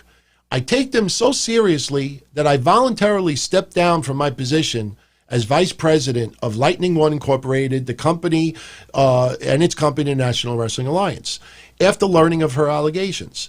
I did so because they predate this position, and I didn't want to involve the men and women of the National Wrestling Alliance at this time. I valued my friendship with Liz. I'm sorry that she feels that I somehow wronged her. However, the incident she described did not happen. Sir, if you did not do what she says, you quit your job? Oh, I don't want the wrestlers in the... Something is missing here. If a wrestler is on an NWA show and someone else is accused, is that the bar now? So now if a wrestler is on the show and they're denying that they did anything wrong, that, oh, so the other wrestlers don't get grilled and guilt trips and this and that, something doesn't make sense because he flat out denies this. But this is where it gets weird. Check this out. Liz is correct that she lived with me and my female roommate from mid-August 2010 until October 1st, 2010. Liz is also correct that she shared a bed with me while she lived with me. She is again correct that nothing about our relationship was romantic or sexual. Often, as we went to bed, we would cuddle and spoon in a non-sexual way. This guy brings a female into his house, lets her live there for 2 months, and spoons her night after night after night, and somehow you don't think that there's a possibility that the other how do you fucking... I don't understand that. If I'm Liz Savage, I don't go into a bed. If it's a stuffed animal you want to spoon, fine. This is a fucking grown man. I'm sorry, everybody. If I'm living with someone, hey, I need a roommate, blah, blah, blah, blah, blah, and this person is that comfortable to share the same bed with me, and I'm sleeping in my boxer shorts, and I'm spooning her, and my penis is on her buttocks, and it's late at night, and she feels comfortable, I might think, hey, she feels comfortable, maybe she wants to do something. That's not sexual abuse. If I'm spooning someone in a bed night and night and night and night and I don't go to sleep wearing a suit. I go to sleep in my pajamas. And if I'm spooning someone and I'm a lonely guy and she's a girl and she's comfortable to be having her body pushed against mine, and I say, hey, you wanna? How dare you say that? That's disgusting. That's sexual abuse. I want to get out of here. That's a little over the top. I'm not saying that Liz Savage lied. I think there's more to this that we don't know. That's just ridiculous. If anybody that I did not, hey, can I come live with you for a month or two? Hey, could I share the same bed with you? Not only do I share the same bed, is it okay if we spoon? Think about these people. Dick on the phone, wearing a condom and whacking off to somebody while they're sleeping, trying to hit the moves on somebody sleeping, fucking spooning someone, going to a bar and banging someone at 15, and fucking podcasters and others because they say a couple of nasty words. Oh, we'll never do. Just think about the ridiculous bullshit going on with these wrestlers, the egos of the Marty Scurlls, the Michael Elgins, the Dave Lagana. Just think of the egos of all of these people, from Jack Gallagher to even Ligaro, whatever the fuck his name is. Oh, I did this, but I didn't do that. But you got 5 fucking people saying that you did this, and this. Just think of the egos of these people. Unfortunately, there are women out there that are vulnerable. You see the same pattern, and the most ridiculous thing about it is, you see the same statements, just worded a little bit differently. And you see it over and over again. Now, let me tell you what also pisses me off. You notice how all of these, look at Mike Quackenbush. He's being accused of all this stuff. Chikara is done. I mean, he was a head trainer for Wrestle Factory in Philly. He's done. You have Joey Ryan is out of there. I mean, the list goes on and on, but my God, for years, look at the dick suplex. Oh, touch it. You didn't think that, I don't know what's true with Joey Ryan or not, but people are like shocked. You fucking people were all popping with dick flips and touch it. What do you think, it was plastic? Now all of a sudden it's a toxic thing? Shoot interviews. I've seen people for 20 years talking about shoot interviews. Hey, did you hear the story when he banged this rat, or this person with this rat and this and that? Now all of a sudden it's, my God, ew. There's so many bullshit out there. And what pisses me off is Sammy Guevara's suspension. No, he deserved to be suspended. 30-day suspension? Yeah, appropriate. Apology to Sasha Banks? Absolutely appropriate. Joking about raping someone, even if it was 4 years ago and he was, a teenager or whatever age he was, still not acceptable. Definitely deserved to be suspended. I'm getting pissed off now with this extra little thing that promotions are starting to do. It's the equivalent of defensive driver for DWIs. Oh, I keep getting arrested for DWI. I'll go check into rehab. And then the court will give me a break. So now the new cop-out is sensitivity training classes. Now, sensitivity training classes, when it comes to people working with black, white, gay, straight, Indian, totally understand that. Because Patreon saw the video with my friend Stanley, who is, dreadlocks, 60 years old, Jamaican man. And we were good friends. And, he would say, I'd be afraid to walk into a store. I would have to keep my distance so somebody didn't feel uncomfortable. So those classes I'm fine with. But when it comes to sexual tensions in a workplace, when you hear, oh, Jimmy Havoc, we're going to give him sensitivity training classes. Sammy Guevara, he's got to take sensitivity training classes. And I'm not singling out AEW. But my problem is I don't know if anybody out there has ever taken the time to look at some of these sensitivity training classes out there. Now, unfortunately, almost all of them, you got to pay for them to actually see them.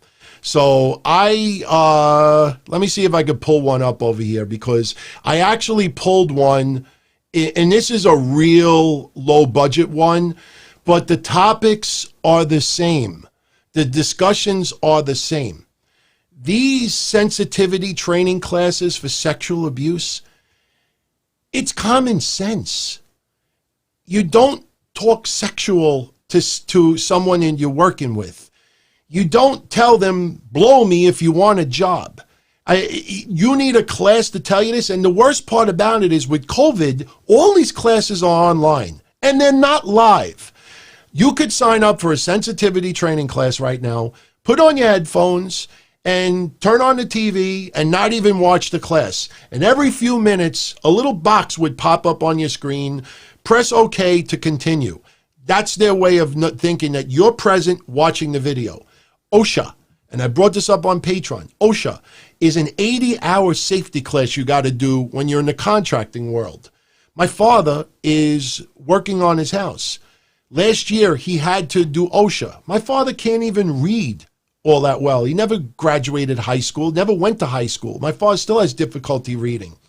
My father didn't know how to do OSHA, 80 hours worth. So I said, I'll set you up the online class. He doesn't know how to navigate this and that. I said, look, Dad, I go to see them every week at their house. I'll do the class with you. Yours truly has the 80-hour OSHA certificate right now. And what I would do is I would sit next to my dad. He'd have his laptop. I'd have my laptop. And when something would pop up, Anthony, what do I do? Push this, push this. And he watched it. He graduated, he passed it. Me, I fucking watched Fox News. I watched baseball. I watched this. And every time I hear bing, I hit the ding. I didn't pay attention to any of it. I mean, I did listen in the background. You must have this and scaffolds and this and that. But I passed it. Nobody fucking visits. You think doing a sex sensitivity training class that you shouldn't grab a person's ass in their work environment is going to change you at all? If anything, we haven't seen Guevara do this pattern of, wanting to rape people and this and that for the last 3 or 4 years. Should he have been suspended? Yes. But you see these people now using the sensitivity training class for sexual abuse as an out. Oh, we demand he takes sensitivity training. Here's a little example of sensitivity training. I want you to watch this for a minute. Welcome to the course on prevention of sexual harassment at workplace. This is a cheap one because I wasn't going to pay for one. You will be able to understand sexual harassment, understand the global initiatives in prevention of sexual harassment, know the history of how POSH was formulated, know about prevention, prohibition, and it's only about mechanism in 3 POSH. minutes.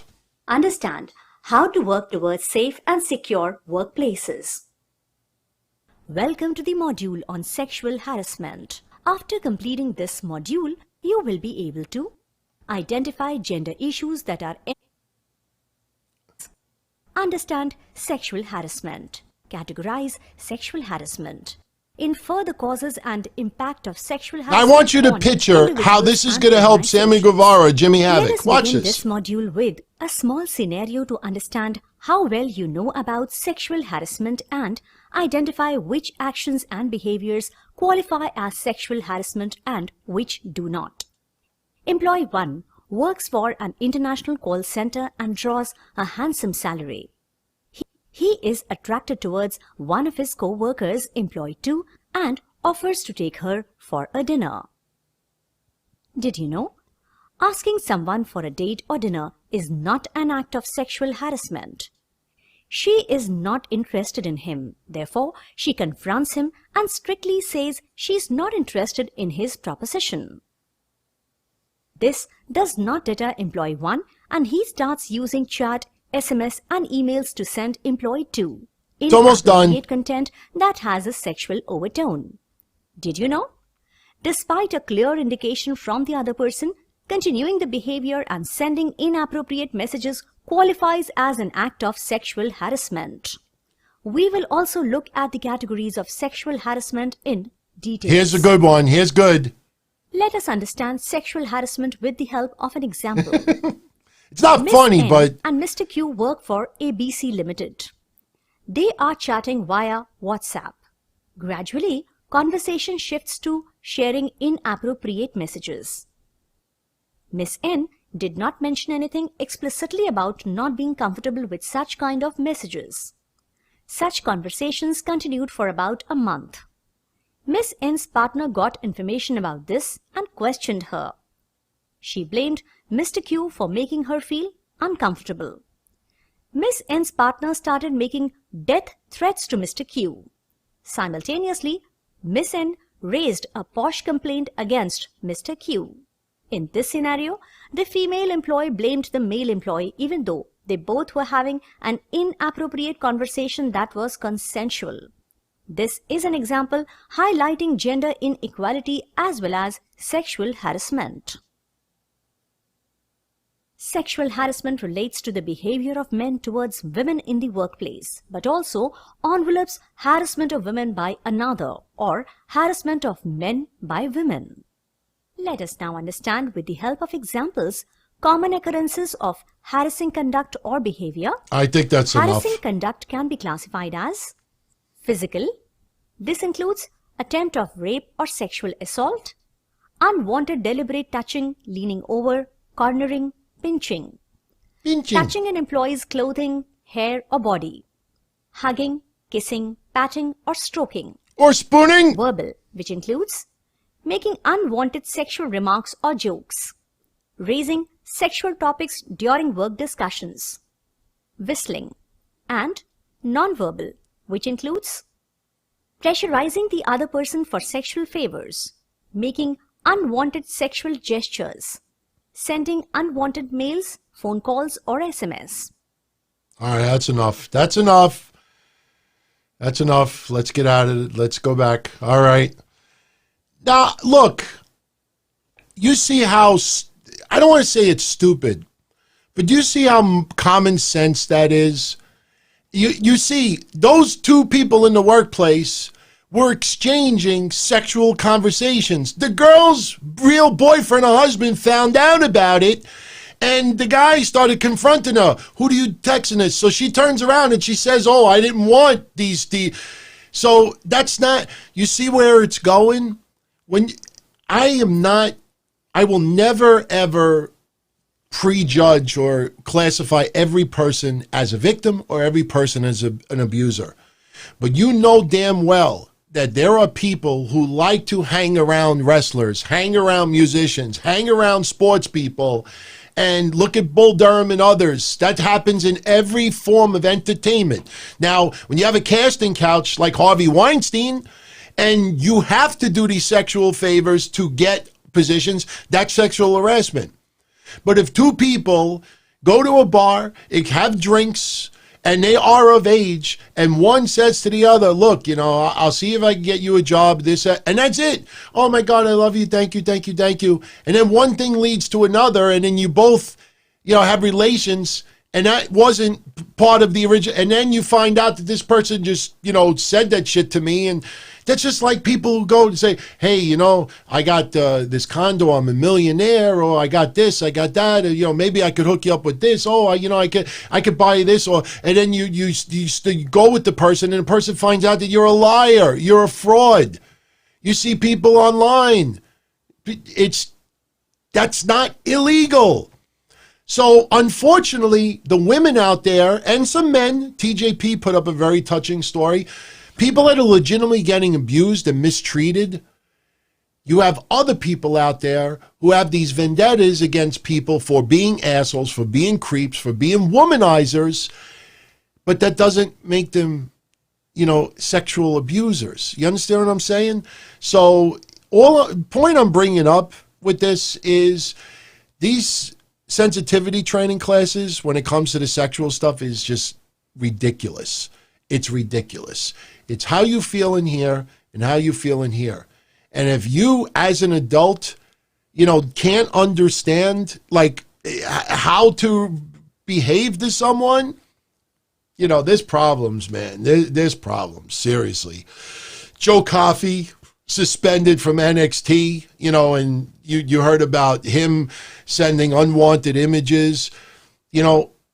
It's very, very difficult because you got to see the overall chat conversation. Look at the original allegations to Velveteen Dream. What school did you go to? What school did you... Aha! What school did you go to? Aha! Did you see any text messages? Hey, I'd love to see what you look like without any clothes. You see any of that at all? Nothing. In the case of Michael Elgin and others, apparently there's some conversations and there's some text messages and there's some other wrestlers out there where the woman says, leave me alone. Leave me alone. I don't want to talk to you. Pushing it and pushing. I think Travis Banks was one of them also. Pushing it and pushing it and pushing it and pushing it. Those are abusers. But a creep and an asshole and someone who's a bullshit who works in the office for a wrestling company. You go to a party or a bar and you see some indie woman there and she's like, oh man, I would love to work for blah, blah, blah, blah promotion. Hey, I'll see what I could do. I'll talk to the promoter. I'll see if I can get you on a card. And then you have some other conversation, everything. And then later on, it leads to one thing. And next thing you know, you're having relations. If that person didn't say originally, look, if you do something for me, I'll do something for you. That's different. Throw a drink into his face, break a glass over his head, fucking report him, whatever you want to do. But if the guy lies to you and says, look, I'll see what I could do, and that's it, and then you decide to have relations with him because you're having a great time, and then you realize later the motherfucking creep didn't give a shit about me at all. He just wanted to. That's not abuse. That's not abuse. It's ridiculous, man. Absolutely ridiculous. But again, it's amazing. And it was interesting with Justin Roberts tonight. You heard about the accusations with Justin Roberts. Justin Roberts didn't resign from doing commentating so the wrestlers would not be pressured. Hey, why do you have Justin Roberts on the roster? Dave Lagana?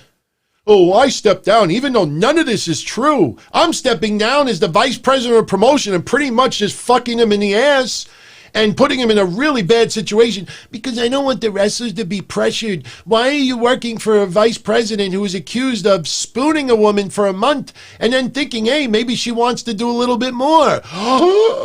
I'm not trying to downplay it, but I'm saying there's something missing about Dave Lagana's statement that we don't know. Something sounds like he did a little bit more. You don't quickly just resign from a corporation and you basically have no money, no income, and no job, and you say in halfway in your statement, hey, I deny all the allegations, but I'm going to quit anyway and ruin my life financially because I don't want the wrestlers to be pressured. Nobody's wrestling right now anyway. It doesn't make sense. Doesn't make sense. And all of these promotions, all of these wrestlers on social media that have been on these high horses that make other people just using vulgar language on shows or whatever, make them feel like shit. And you look at the level that they did. Thank God I was always a fat fuck and nobody was really interested. I told some of the stories with the XPW stuff. Nobody was running down in the hall naked for me.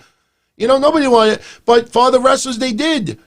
At that time, it was consensual. People were hanging out, partying, having sex. Now, if somebody ended up being a creep and that person come to later, I was very uncomfortable. You will never know the truth about a lot of these stories, unfortunately. There are victims out there. And there are people out there who were burned and want revenge. And this is their only way to get it. Look at Mouthfuck Tom. Look at that stuff. Did he step down? No, he stood his ground. That's why, like I say, you got to be very careful when you read Scurll's statement, you read Lagana's statement, when you read some of these other statements out there, you see it's almost like a formula. The formula is like every person has a right to be heard. Yeah, okay, that's fine. We need to be the solution. We have to stop being part of the problem. You're fucking 39 years old now. No fucking 17, 19-year-old girls want to be around you. You ain't making the top 10 of the most sexiest people in wrestling anymore. We need to be part of the solution. But they never give you part of the solution. We want everybody. Look at Ring of Honor's statement. Oh, we want everybody to be in a safe working environment. Duh. Does any fucking business out there don't? Every fucking business takes this stuff seriously. They brush it off with, we're doing an internal investigation. Did you do it? No. You sure? No. But she says you did. I'm telling you I didn't. It was consensual. She was young and she wanted, she used to hang around with all the wrestlers. You could see where Marty Scurll started writing something and he's like, oh, wait a minute. I think I'm making it sound like a rat.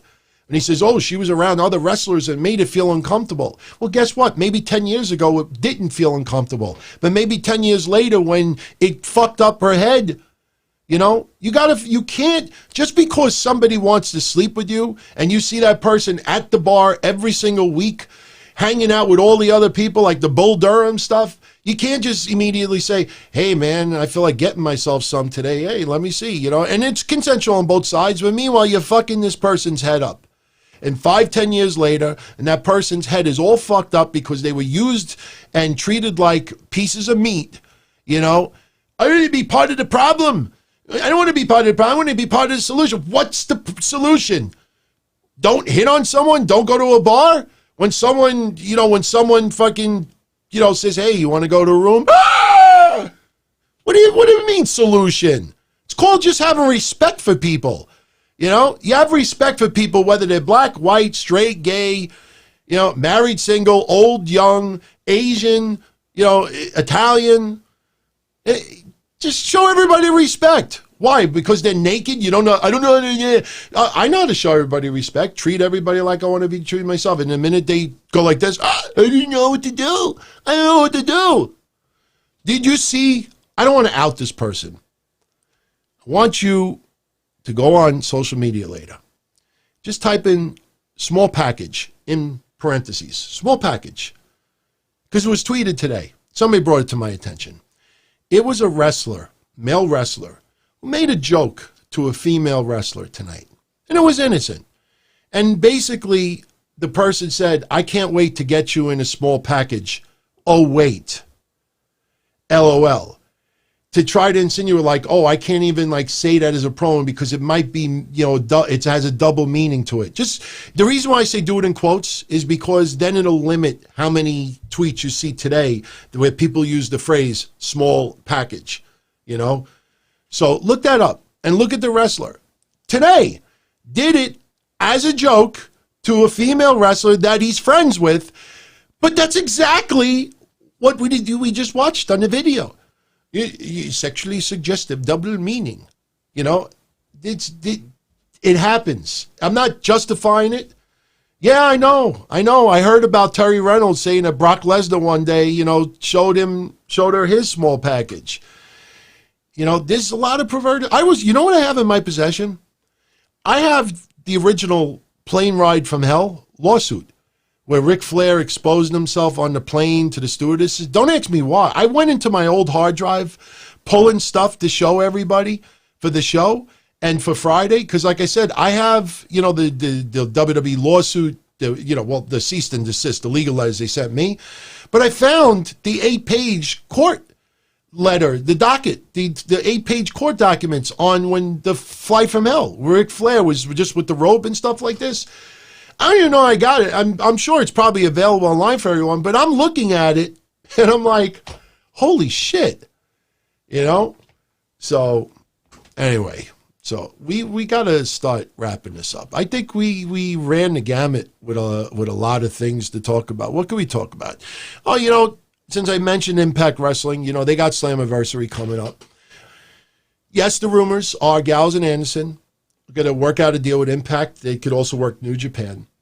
There's also rumors possibly of some aces and eights, you know, reuniting, you know, because 0.8 ratings weren't low enough before. But hey, you know, they want to do a little nostalgia. I have no problem with that with Impact Wrestling.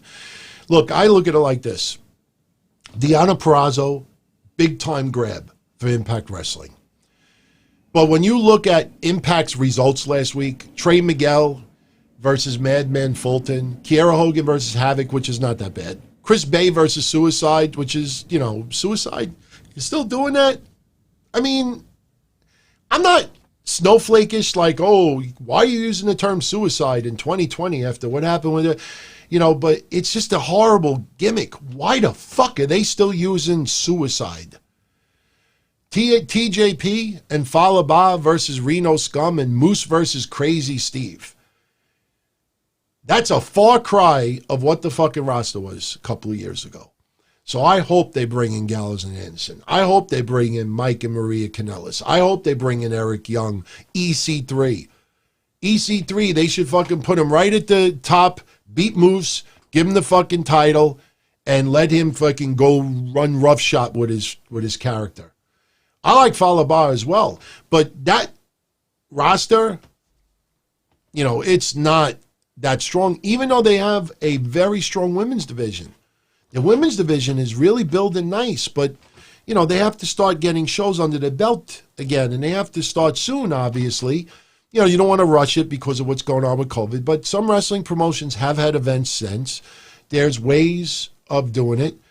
And King of Swan Style, I am definitely going to get into your stuff right now. Absolutely. Because, I want to answer it before we get out of here. Let me pull this up. First of all, what do I think about the Dream situation? Look, man, there's a guy, I will never, accuse someone of lying unless I'm 100% sure. Or what I'll do at minimum is I will, I'll explain why I don't believe the story. I won't call the person a liar, but I'll tell you why I don't believe it. And when those original accusations came out, usually your first reaction is your most honest one. And their first reaction was, look, we don't even know if it was Dream we were talking to that night, or maybe somebody hacked into his account.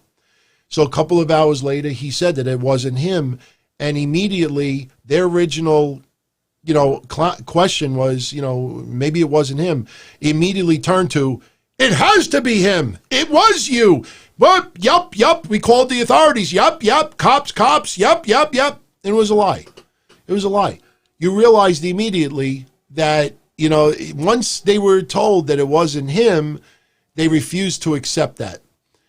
That got, and then people insisted on WWE giving a statement they didn't.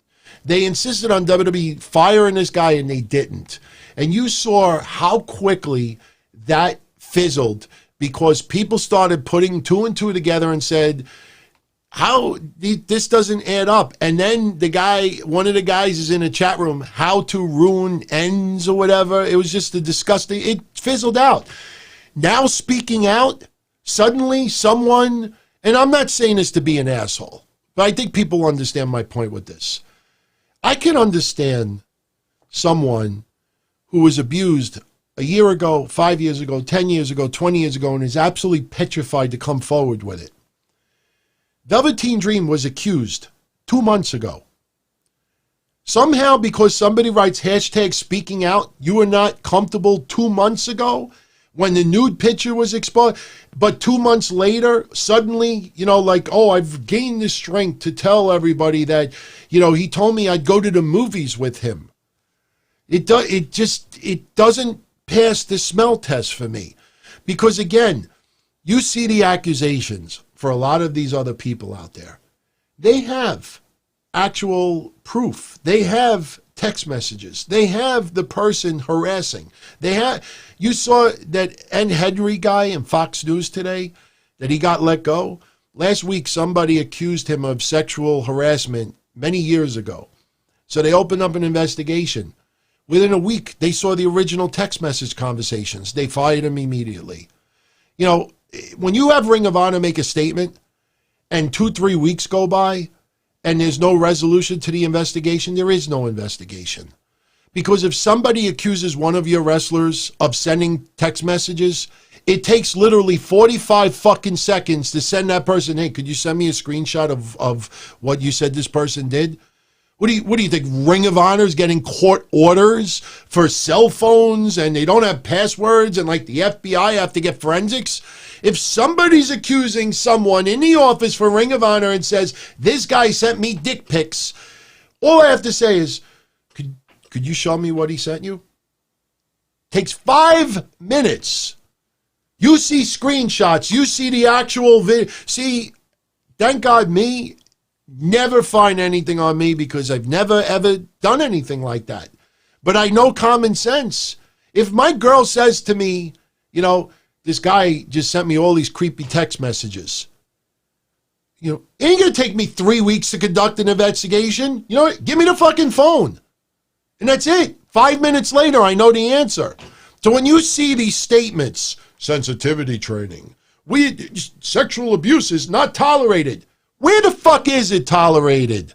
They make these statements like they're doing something special, like they're rolling out the sexual red carpet, to ensure that everybody is comfortable and nobody is abused. That's everywhere.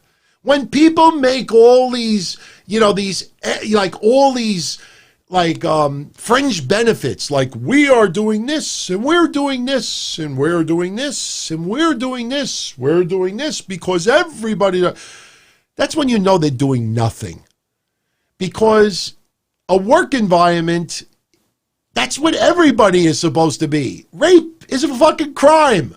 Sexual abuse is a fucking crime. Harassment is a fucking crime. It's plain and simple.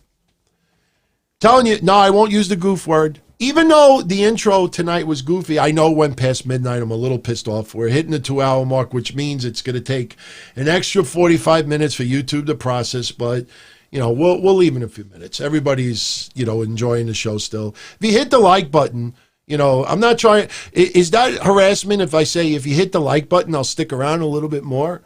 Now, Matt Riddle.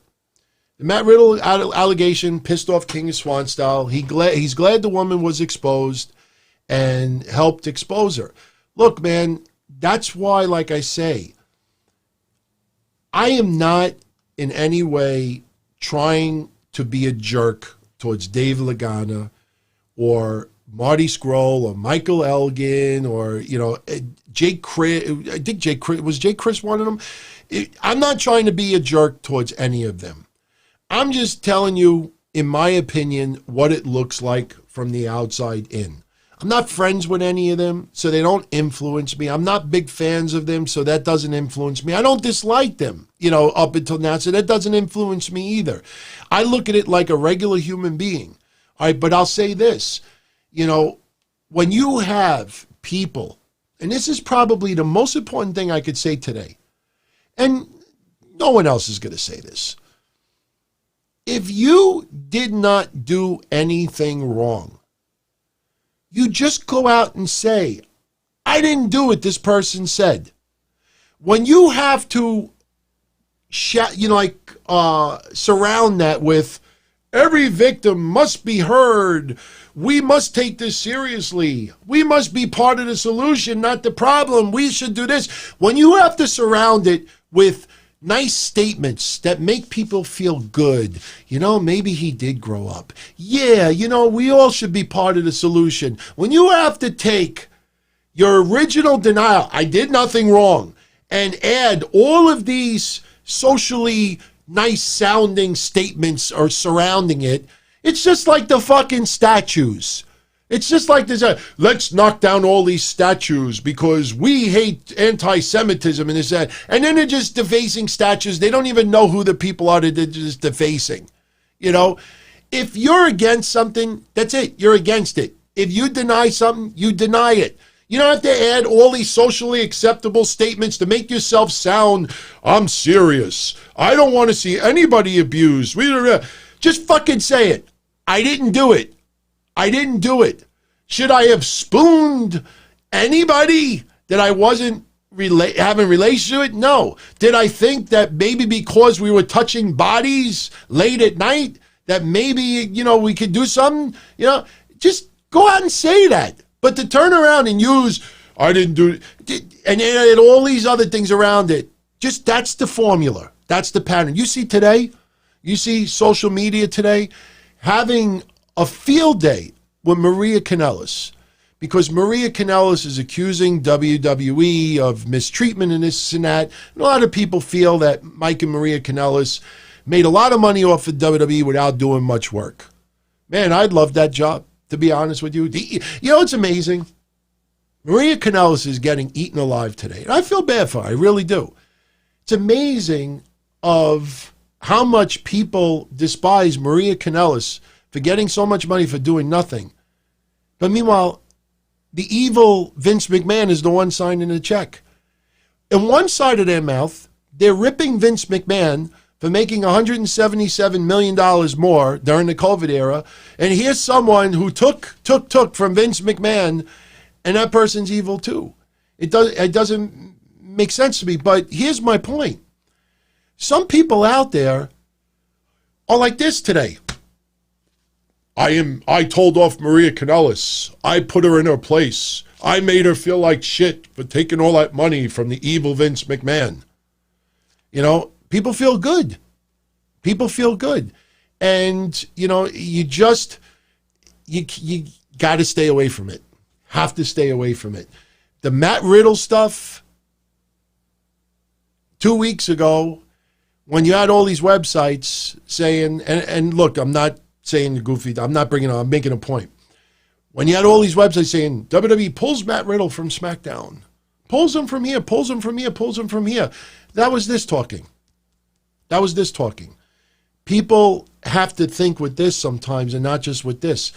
Again, you have some people out there that may have been creeps, that may have been assholes, that may have used people, took advantage of a situation, and they are creeps, no question whatsoever. That doesn't turn it into sexual abuse. I've brought this up before.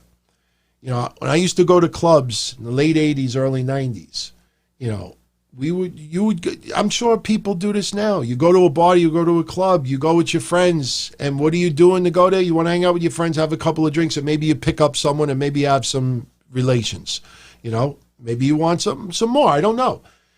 You go into a club and you meet a girl or a guy or whatever, and you start catching a rap and you start talking to the person, and you kind of like, make yourself look better than what you are. You might be unemployed right now and you'll come up with this creative thing, that you do for a living and this and that, or you make it sound like that you have all these things and you don't, and the person feels a little bit more interested in you. And then one thing leads to another, and then, you go with her. I remember I went with a girl I went with a girl once. I went with a girl once in 1991. I went to a club, met this girl, fooled around with her, took her home. She lived in Ridgewood, Queens. I was under the influence. She was under the influence. We didn't go all the way, but we had, some fun in the car, and I took her home. The next week, when I walked into the club, and she was sober, and I was sober, and she runs up to me, and it's like, hey, and everything is jingling, baby. Go ahead, baby. They're jingling, baby. I mean, things were jingling that I've never seen before. And I was like I didn't realize, that's who I fooled around with. Well, you didn't beat me all week. And I was like, I was working this and that. And then you have a couple of drinks late at night. There's no one else in the club. And then you go with the person again.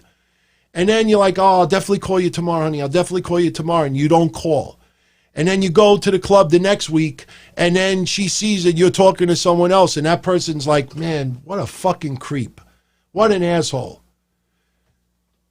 Was there anything illegal about that? You understand what I'm saying? People who were burned, insulted, feelings hurt, felt used, thought that there could be something. Oh, I thought maybe we could go out to dinner. Honey, after thinking about it, there are creeps out there. I could never do that now. But my point is that you have, in 2020, you have people out there that will take that mental abuse. And it's not nice to do that to people. Nobody wants to be used. Nobody wants to be lied to. Nobody wants to be taken advantage of. There's an illegal way of taking advantage of someone against their will, and there's players out there. They're called players. They play the game, they try to meet, and it goes on both sides. It goes on both sides. So I just think, yes, big girls need to be loved too. Trust me, I was no in-fit, supermodel. Trust me, if I was, I would have probably had different results all those times. My point is that, people do, meet people, and they might, build themselves up to something that they're not, because, who wants to fuck a loser? I mean, that's what it comes down to. So you prop yourself up that, I have to go to the office Monday. Yes, yes, I have this huge meeting. But meanwhile, you work in the mailroom. Or you got your pay and you got a fistful of hundreds, but the person doesn't realize that that's your pay for the whole year. And you take out a fistful of hundreds and she sees the money and she's opening her eyes, and then you buy some really nice drinks and this and that. One thing leads to another, and she thinks she's got this rich bigwig or sugar daddy, Come on, you don't think there's girls on social media looking for sugar daddies out there? You know, what's that? For guys, they consider that a fantasy. If it's the reverse, oh, it's sexual abuse. So we have to really take each case separately because it really diminishes the true victims out there. Because there were a lot of victims out there. There's some people who told stories that blew me away. And I brought this up last time. The Daphne one really blew me away. Because I was supposed to be at that XPW show and I didn't go. And I had no idea for, 17 years. She held that in. Never knew that story. So there were legitimate victims out there, who were taken advantage of, date raped, abused, forced to do things, that they didn't want to do. But then there's people out there who were, just lied to and, got suckered. And, unfortunately, yes, those people who did that are absolute assholes and creeps. And if I was, person, I wouldn't want to be involved with that person. But that doesn't make it criminal. And, it diminishes the true victims out there. So that's why the Matt Riddle situation, I'm just, that's why you can't fall for it. You got to do some, research on your own or let things play out first. Don't immediately think that, somebody did, what everybody's because remember also the Velveteen Dream situation from 2 months ago should have taught everybody a very important lesson. And that lesson is that there are a lot of people out there who want these things to be true, who almost enjoy these things to be true because it gives them a reason to bash someone else with props themselves up. The Velveteen Dream situation, nobody learned from it. Everybody humiliating Maria Kanellis today and then bragging about it, they learned nothing from Hana Kimura's suicide. It's just the facts. So you gotta don't fall for the game. Somebody makes an accusation, you take it seriously. When they say that everybody should be heard, absolutely. But you also have to look at it with an open mind. And some people, like I said, you got to stick to your guns, man. If you did not do what you're being accused of, you fight. You don't just, I'm going to step away from my 6-figure job. I mean, it's just something doesn't jive with me, in my opinion. So, another super chat, Anthony Diaz. Just caught NXT, seeing Io and Asuka in the ring together was epic. I would not be surprised if next week we have Asuka and Io Shirai taking on Bayley and Sasha Banks. That is possible.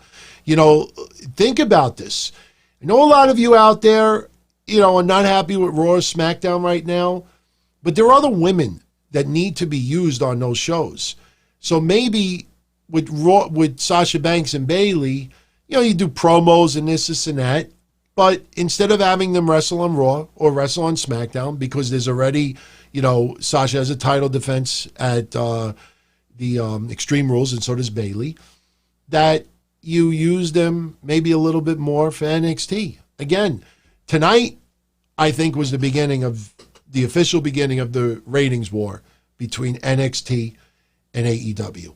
That's why, you had some shots fired from Taz and MJF, and even Jericho. When MJF talked about ratings, I think Jericho even in the background went, yeah, it's a pride factor. Those wrestlers in AEW don't want to lose to NXT and vice versa. But again, now it feels that, Triple H and NXT, no, take your time. We got to build certain things up. Take your time. Marathon, not a sprint. Boom.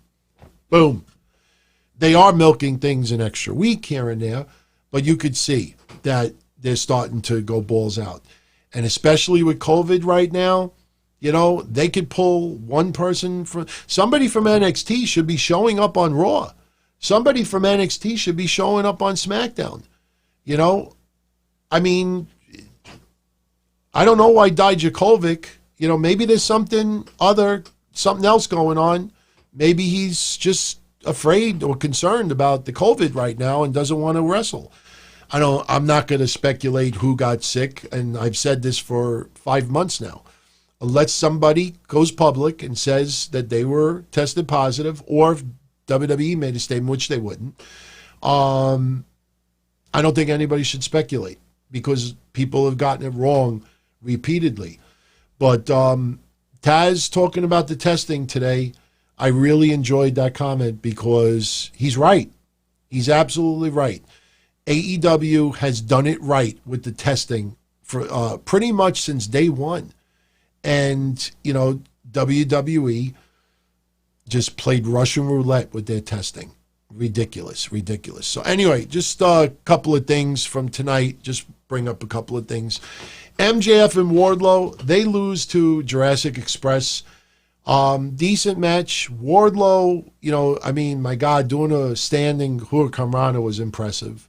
Luchasaurus, I thought, injured his groin at one point during the match. There was a couple of very sloppy dives that took place. Luchasaurus completely missed Wardlow outside the ring. I thought he injured his groin there.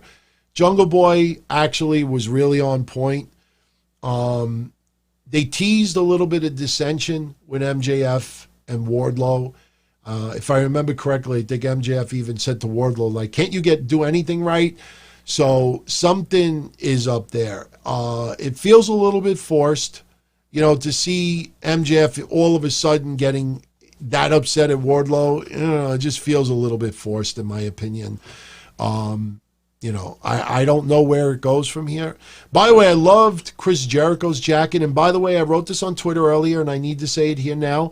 Happy Canada Day for everybody who is in Canada. I did catch that line where Chris Jericho said to Excalibur that he should be on a show called The Masked Idiot. I liked the opening match. I thought it was a fun opening match. Again, as I said earlier, I was a little annoyed at NXT advertising all day long, early in the week, limited commercials. And when the women's match went on, and it went on to almost 8:30 p.m., it started at 8 in my time. We were at 8:26, and we already had 2 commercial breaks. And I'm like, where are these limited commercials? The only time we had limited commercials was the main event. And I thought that was a little bit of, it was lying. And WWE lied. Oh, they should have just said, the main event will be commercial free or whatever. But there was no limited breaks. And to be honest with you, what I liked about Luchasaurus and Jungle Boy versus MJF and Wardlow, not one commercial break. They did the whole match, the whole 11 minutes, then they went to a commercial break. The women's match, they did 2 commercial breaks, possibly 3. I think it was 2. So when you have, the four-way determine who's going to be the number 1 contender for Io Shirai's title, it's when you have 2 commercial breaks mixed in. No, Benjamin, it wasn't just limited ads. Towards the end, like the last 30 minutes of the show, they said, we'll have 90 seconds of ads. But early on, there was a lot of commercials. We were at the 9 o'clock hour. We were 1 hour into NXT, and they had 5 or 6 commercial breaks. No joke. They had at least 5 commercial breaks the first hour of NXT. It was no limited commercial breaks for the first half or 2/3 of NXT today. Picture in picture is nothing, man. Picture in picture, it's still Look, a match, you want to see it and hear it from beginning to end. When all of a sudden you're watching the women and they're doing a rest hold for 2 minutes because they know it's a commercial break, and you're trying to pay attention in the match, and all you keep hearing is pizza, pizza. That's not... No, that's not limited commercial breaks. Picture in picture or no picture in picture, if I can't hear, and if the action goes down to nothing because there's a commercial break, no, it's not the same. Picture in picture, no, I don't, that's not the same. So we had Wardlow and MJF teasing a little dissension. We'll see where it goes from here. Hikaru Shida retaining her title, defeating Penelope Ford. Another 11-minute match. I already praised Penelope Ford earlier. I'm not going to flip the box again. But go back and look at what Kip Sabian did. Go back and look at the last 30 seconds of Io Shirai versus Sasha Banks.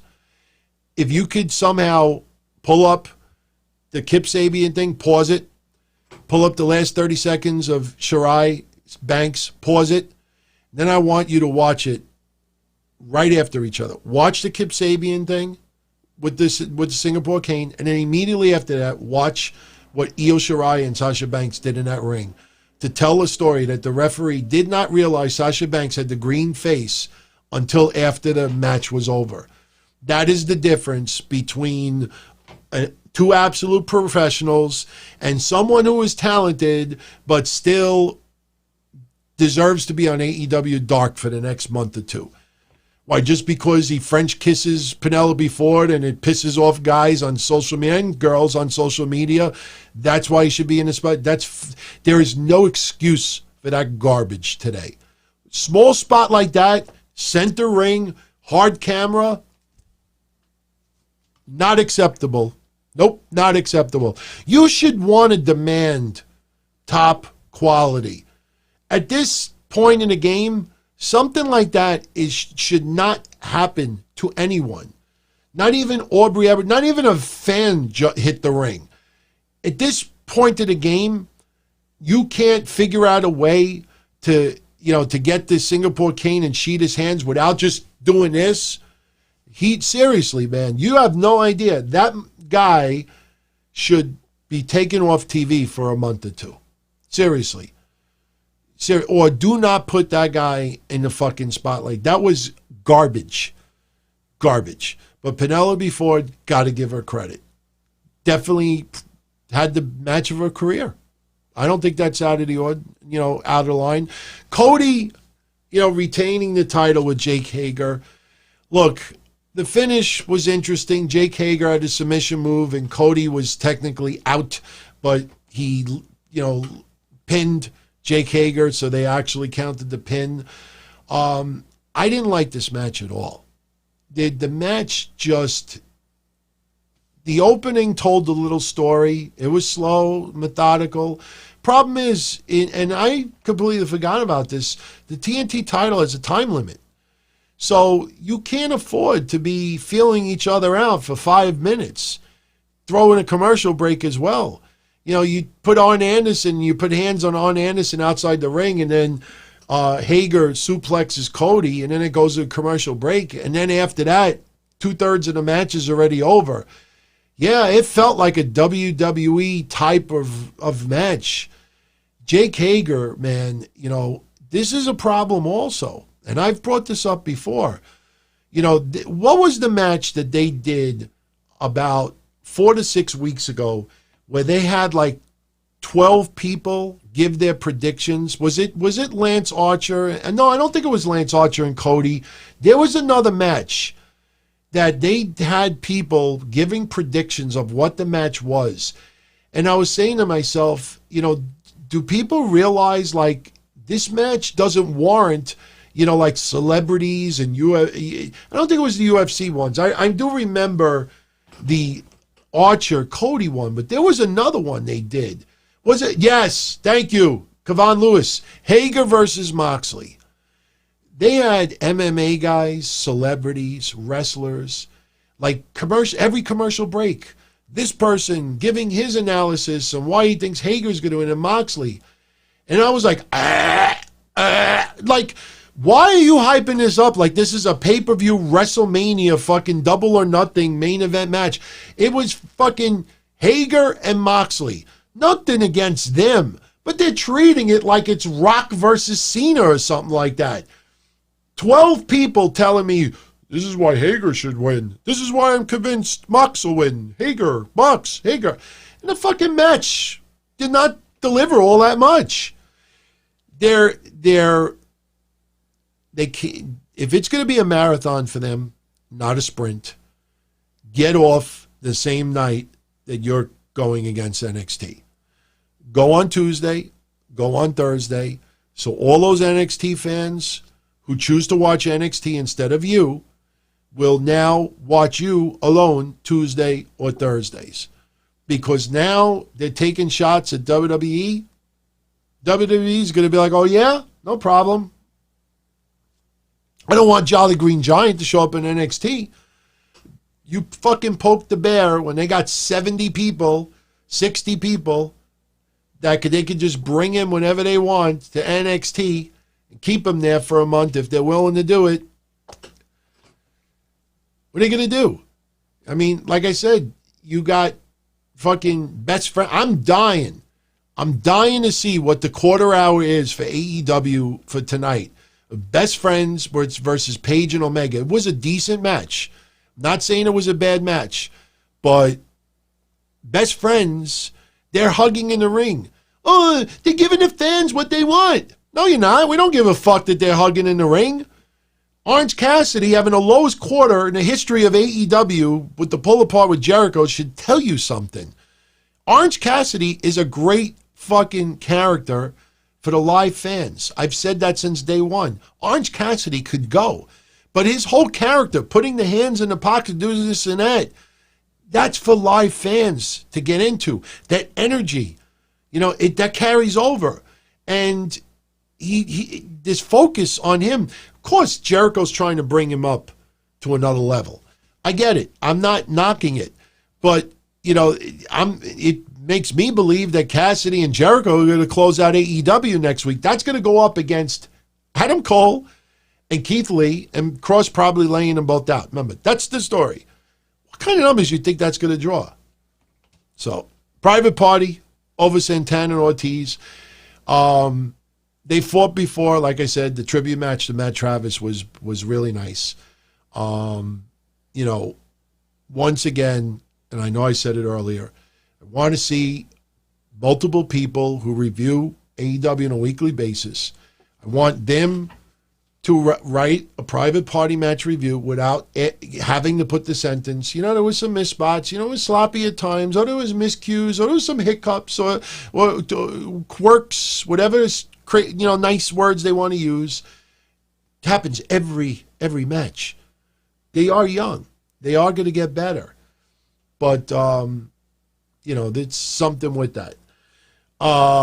And, the main event tonight, Paige and Omega retaining with best friends.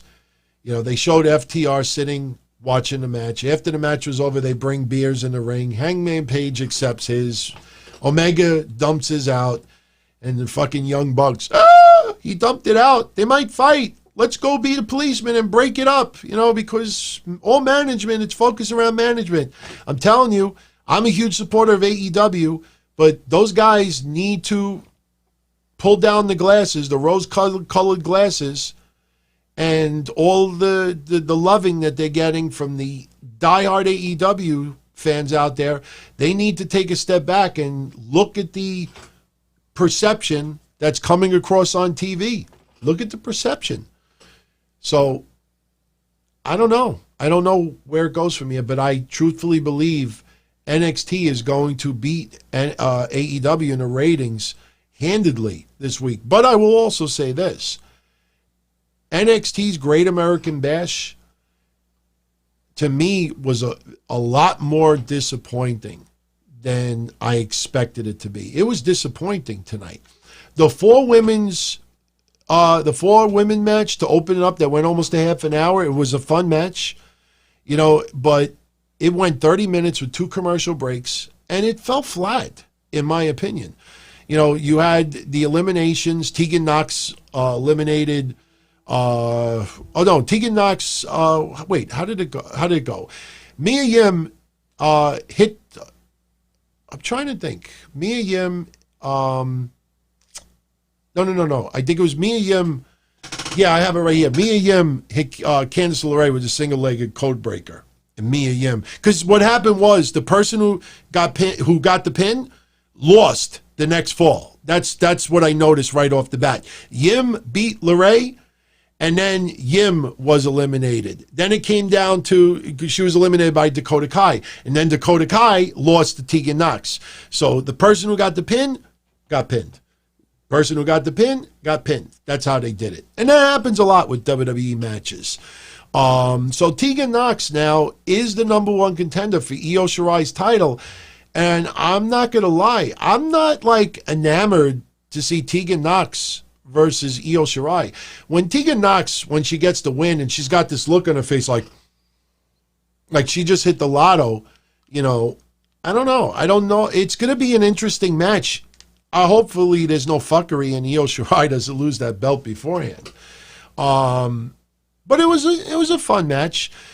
Timothy Thatcher beating Oney Lorcan. That was a very good match also. But I will tell you this much. With all due respect to Timothy Thatcher and Oney Lorcan, I truthfully believe if they were in front of a live, regular NXT fan base tonight, they would have gotten decent reaction. I think if they were in front of a WWE Universe crowd tonight, I think they would have gotten a mild reaction. When you have the NXT stars around ringside, and it seemed like there were a lot less NXT stars around ringside this week, but when you have them like banging the plexiglass, banging the floor, banging this, banging that, I mean, they made so much noise during this match. Like, this is a weird one where sometimes you see a good match and like, crowd, show a little energy. This is a great match. This felt like the opposite. That the crowd, the NXT fans, quote unquote, were so energized in this match, banging and hit time. And I'm like, I wouldn't react like that. Like, they overhyped the way I think fans would have reacted. Thatcher, I agree, Psycho. Thatcher is a beast. And I have praised Thatcher before.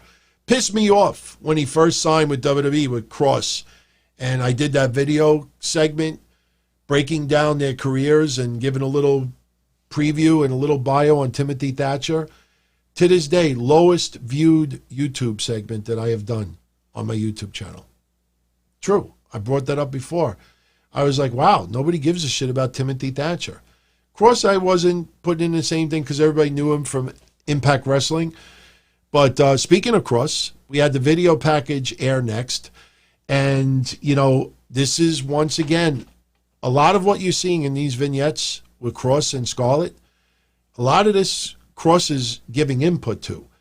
Karrion Kross, if it feels a lot different than a lot of other, you know, segments you've seen over the years on NXT, that's because a lot of this input is from Karrion Kross, and WWE is going with it. And they like the way that it's coming across. You know, he's wearing a suit, talking about, you know, giving little subliminal messages to Keith Lee, to Adam Cole.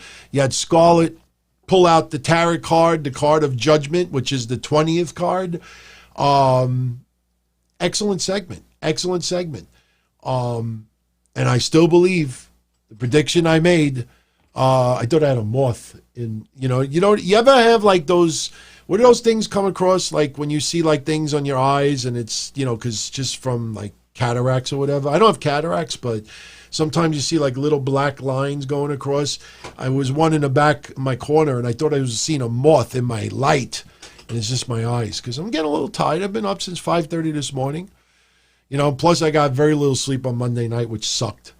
But sty, is that it? Yeah, I got sty in my eye. Rhea Ripley beating Aaliyah and Robert Stone in a handicap match went way too long, my honest opinion. You know, Robert Stone, you know, look, a little bit entertaining with his character. I did get a kick in the end when Rhea Ripley's hitting a submission move on both of them.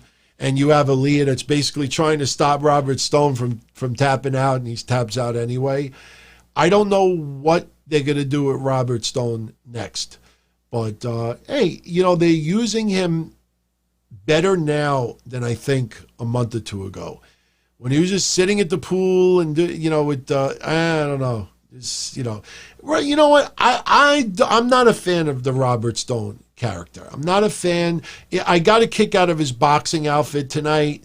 Reminded me a little bit of old school Mark Merrow, you know, but I just never clicked with that character.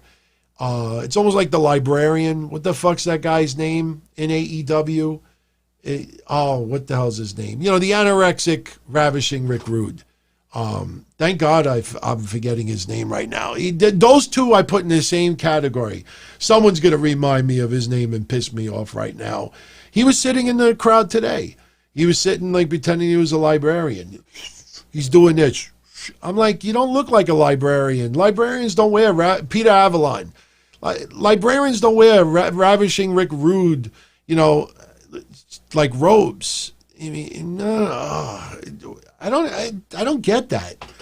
I mean, I don't get it. I don't even want to spend time on them. But Robert Stone, if I was forced to pick a preference of Robert Stone and Peter Avalon, I would choose Robert Stone. Not even close. But both of them, to me, I put Cameron Grimes almost in that category.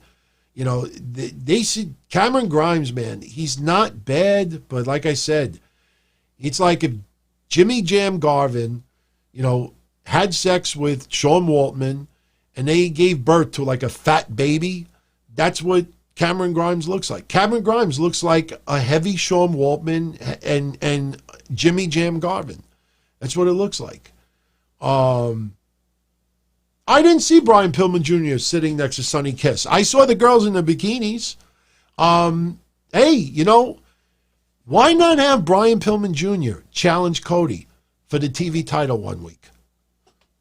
Make one appear. Wouldn't that be something if, I'm not saying it's going to happen, but wouldn't it be something if Tessa Blanchard challenged Cody for the TNT title 1 week? What do you think? Just thinking outside the box. It's a little bit late. By the way, if you're enjoying the show, like I said, sorry for bringing it up again, but I would appreciate it if you hit the like button, the thumbs up, whatever you want to call it, because the more thumbs up, even thumbs down, the more I get shown as a recommendation to others out there. And if you haven't subscribed to the channel yet, please subscribe, because I want to get to 15,000. Definitely want to get to 15,000 by the end of the year. I was hoping to get 5,000 by the end of the year. Never thought I would get it this early. So, but Brian Pillman Jr., look, he's still doing work, for MLW. So, I guess, hey, he was sitting in the crowd. Maybe they'll give him permission to work a match. I don't know. But that would be interesting if Tessa took on Cody. Because that's like the quintessential of Cody comes across as this, everything is like no misbehavior. Anybody that has any negative history, even though they had Tyson there, but, and the Justin Roberts, I'm very curious to see what happens with that. They must be sure that the accusation against Justin Roberts are false, because they had him out there. And again, that's why you got to take each case separately. You can't immediately, because someone makes an accusation, you can't immediately assume the person is guilty. I know in my country, we live in a country where you're innocent until proven guilty. Not the opposite, unless someone admits to their guilt. Roderick Strong losing to Dexter Lumis in a strap match, I'll be honest with you, was my favorite match of the night. I got a kick out of it early on because they had the two cars, the Corvette, and I don't remember the other car that was in the rampway. Beautiful looking cars. A lot of red, white, and blue because it's 4th of July, Independence Day's happening this weekend. The ropes, retro, red, white, and blue, which I loved as well. And at one point, Dexter Lumis opened the trunk of the car and Roderick Strong getting a little freaked out over it. Dodge Viper. Thank you, Benjamin. Dodge Viper. But it was nice. I liked the way the Great American Bash looked today. But again, as you look at the matches tonight, Roderick Strong and Dexter Lumis. And you know what? Io Shirai and Sasha Banks was decent also. It felt like a WWE match because of Bayley's involvement, even though, a lot of what they did was well done. And Asuka showing up is not a bad thing because Asuka is the most talented woman on the WWE active roster right now. Charlotte's out with an injury. Yes, Cody had the shirt with the, kind of looked like the Great American Bash with the script. Look, Cody is annoyed that WWE is using Dusty stuff. No question. He wants to make a t-shirt using that. You know what I mean? Like, you could see now a lot of the smoke and mirrors as far as this prim, proper behavior. Like, nobody could be vulgar. Nobody could misbehave. Like, unless you're over the top and you caught like Jimmy Havoc or something like that, that's different. But, when you have people making promises, that they're not keeping, and then, we never said the video game was coming out here. Well, most of us knew that, they were just excited about it, but some people take some of the words very seriously and some of the promises they claim to make, and you realize that the wrestlers in AEW, and this is not a knock, but the wrestlers in AEW, same type of people that work for every other promotion out there. It's just over here, you have a lot of people making two paychecks, working in the office and working in front of the camera. I don't think people realize how many people in AEW get paid two checks. They might not get two individual checks, but they're working two jobs. Aubrey Edwards works in the office. She works as a referee. It ain't buy one, get one free. A lot of them are doing that. They have two jobs. So, getting back to Dexter Lumis and Roderick Strong, I enjoyed this match tremendously. Again, even the little things. Bobby Fish trying to interfere, and he hits the ring, and basically Dexter Lumis knocks down Roderick Strong. So the strap is up, so Bobby Fish runs into it and falls. Even when Bobby Fish was standing outside the ring apron, Dexter Lumis throws, Roderick Strong into the ropes to knock Fish off. Like, little things like that really stick out when you're telling a story. Dexter Lumis, I have sung praise for a while now. Tonight was, I said Penelope Ford, this was her, how did I use it today? This was her coming out party. This was not Dexter Lumis's coming out party, because a lot of people are already into Dexter Lumis. Tonight was the coming out party for Penelope Ford. Tonight was the breakout party for Dexter Lumis. This was Dexter Lumis's best match yet in NXT. It was a strap match, and in the end, he strapped the strap all around Roderick Strong, so he was incapacitated, and hit the submission move on him. I thought it was excellent, and Roderick Strong tapping out clean, no interference. But I am a little concerned. I don't know if Velveteen Dream was kept off TV because of the auto accident or something more. I won't speculate. I will just wait and see what we find out. But Dexter Lumis, man, he's got the psychology down pat, methodical. I appreciate people that are starting to see why I said 2 months ago he gives me Undertaker vibes a little bit. It's just that. And what's interesting, too? Maybe we'll find this out one day. When Undertaker showed up at the Performance Center and was helping, you saw in the Undertaker last Friday. I'm sorry about my eyes. I'm getting tired. It's almost 1 a.m. here. I was going to finish at midnight. I ended up going an extra hour for all of you because you all hit the like button and the thumbs up, which gets me a little more exposure. But no, seriously, when Undertaker showed up at the Performance Center, they showed the clips of him working with the bigger guys. I'm curious if Undertaker worked with Dexter Lumis a little bit and got a little bit of that cadence and his, the way he moves in the ring from Undertaker a little bit, because a couple of months ago he gave me Undertaker vibes, and I think people are starting to. I don't like just Lumis. I don't like just Lumis. I like Dexter Lumis. It's weird because Dexter, when I think of Dexter, I think of a nerd. Wasn't there a TV show a long time ago with Dexter? I don't know. I think of Dexter, I think of a nerd. But for some reason, Dexter Lumis, it's just weird. I like the double name. Sam, yeah, I think I'm still going to do a show Friday. It is the 4th of July weekend, and I want to spend it with family. So I'll come up Friday. Maybe we'll just do an hour, hour and 15 minutes. But Dexter's Lab, was that it? Dexter's Lab? I don't know why. I just think when I think of the word Dexter, I think of like a nerd. But I like Dexter Lumis. Something about that name that actually works for me. The funny thing is like, you think about the character, Lumis, I don't know, Lumis, I don't like that. Because I just picture the announcer, come into the ring, blah, blah, blah, blah, blah. Lumis! It does, I don't know. Doesn't flow for me. So we had Dexter Lumis beat Roderick Strong. Excellent match. And again, I think my favorite match of the night. Hikaru Shida and Penelope Ford entertained me as well. I honestly think a lot of people who like AEW will probably say Shida and Ford was probably their favorite match of the night. Main event AEW was not bad either, but best friends in the main event just doesn't pique my interest, to be honest with you.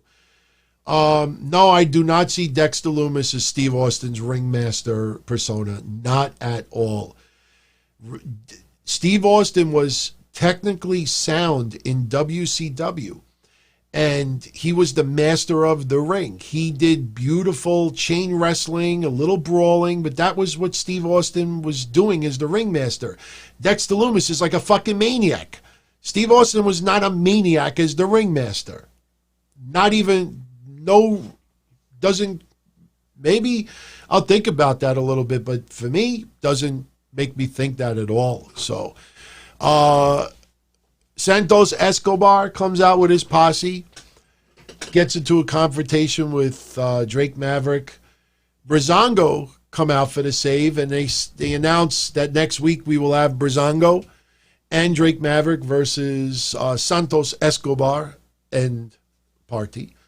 I'll be honest with you. One thing annoyed me about the Fandango save tonight. Can anybody figure it out? Might take this quick slug because I'm getting cotton mouth. Anybody out there notice something about Breezango tonight that kind of pissed him off? Sorry for those on audio that had to hear silence while I took a slug of my Gerolsteiner. No, I don't think anybody... no, not Maverick's generic theme. Drake Maverick's theme, I got to get used to it a little bit. They played Fandango's old theme. The beginning of Tyler Breeze's song, and then it goes into Fandango, the old song. I want them to keep the current Breezango song. As much as I used to like the Fandango song when it first came out, I like the new song better. So, yeah, I got to listen to Maverick's theme again.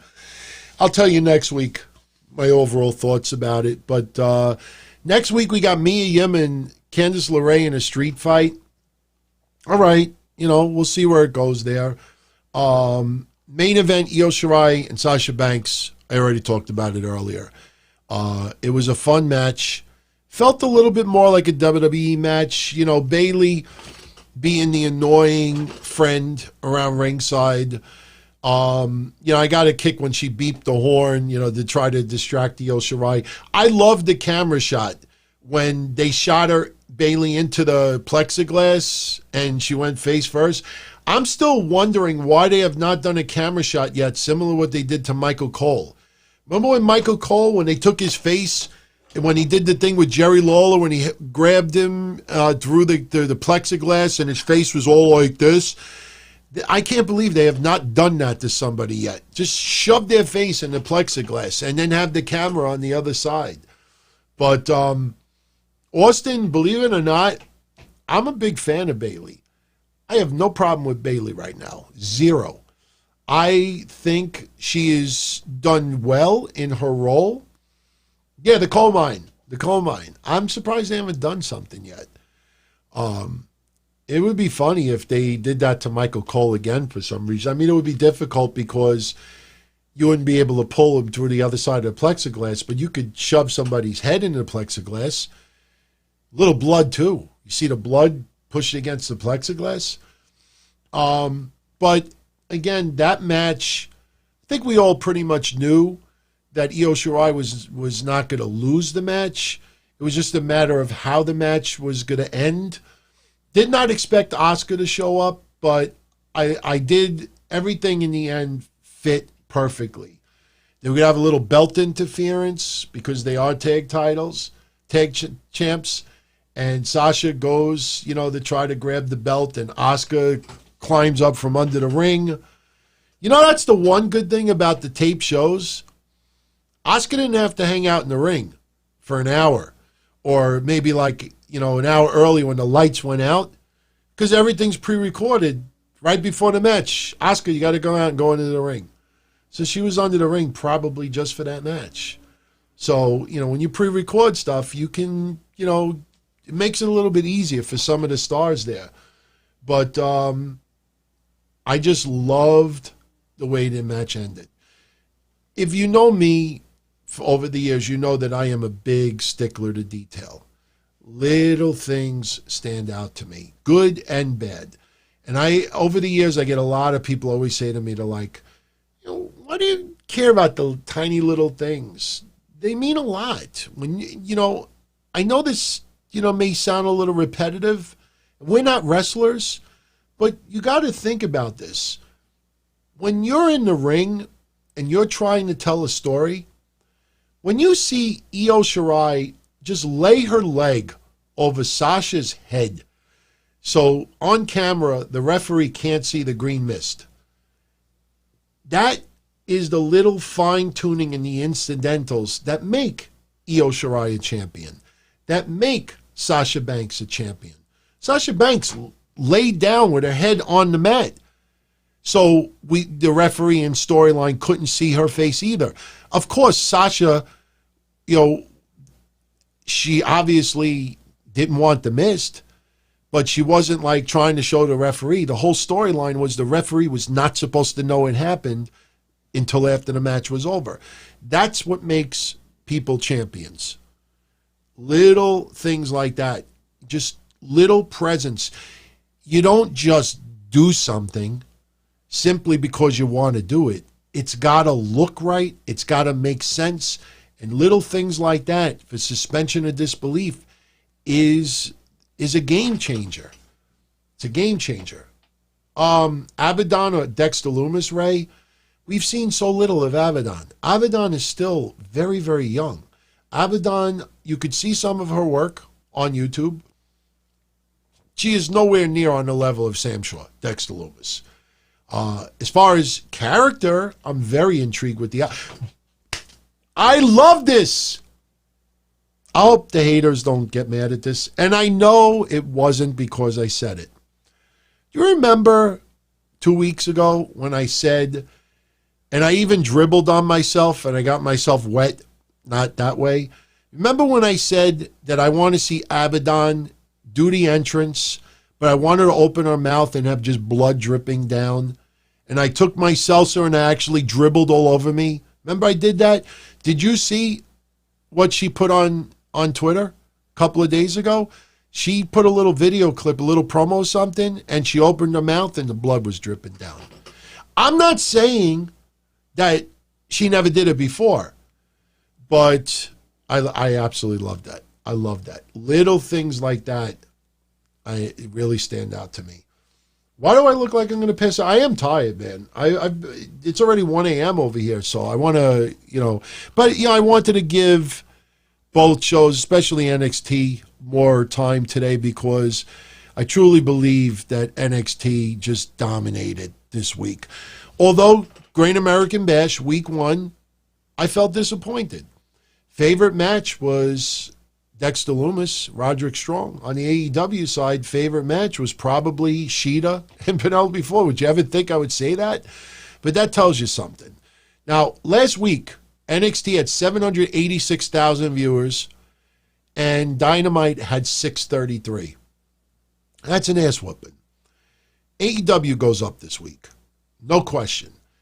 Just the hype for Fyter Fest, it was going to go up this week. The problem is, I think on paper, I know that phrase, but Cody versus Hager was probably the most pushed. I mean, look at the press conference, the pull apart. You didn't learn from fucking Moxley and Hager. You do it again. I know Hager's wife was there today, but still, I mean, I'm not a hater on Hager. It sounds like a phrase. I'm not a hater on Hager. I've actually praised Hager's AEW work, but I think AEW is overhyping it a little bit too much, and they focused so much on Cody versus Hager for week 1. I don't know how strong that will be. Although, when you look at the matches side by side, the opening of AEW, I enjoyed Luchasaurus and Jungle Boy and MJF and Wardlow much more than the women's four-way on NXT. So I think NXT wins again this week, but I think it's going to be a little bit closer. Last week, 786 to 633. I wouldn't have even predicted that. No way would I have thought AEW only did 633. Wow, would I not have predicted that. So I will say NXT, believe it or not, I expect the rating to maybe go down a little bit. Sasha Banks obviously is a ratings draw, but I think I'm going to go down a little bit. I'm going to say that, oh man, I'm a little torn with this. You know, one side of me says that NXT will do 8-11, but then I'm like, you know, the matches below weren't as strong as you'd think they would be. I think hour 1 for NXT is going to hurt. That's the only reason why I think the rating may go down. I'm going to say it goes down. I'm going to say NXT goes 762. I'm going to say 762 for NXT. But if it goes up to 811, yeah, I wouldn't be surprised. But I'm going to say 762 for NXT. And AEW, no way will they only do 633, although some of it was very disappointing for me. So I'm going to say AEW jumps up to, I'll say 685. So 685. What did I say for NXT? What did I say? 761? I don't know. I got to listen to it back. But I'm going to say AEW does 685. So they go up about 50,000, but it was not as solid as far as I think ratings were. And I'm very curious to see what the final quarter hour for AEW was. You know, just I think AEW is really missing the mark with that. So with that said, I am out of here. We did an awesome long show, almost 3 hours. I guess I needed to, because of the speaking out stuff, I needed to spend a little extra time. Maybe a little bit more than what I wanted to, but if you all enjoyed it, that's the most important thing that matters.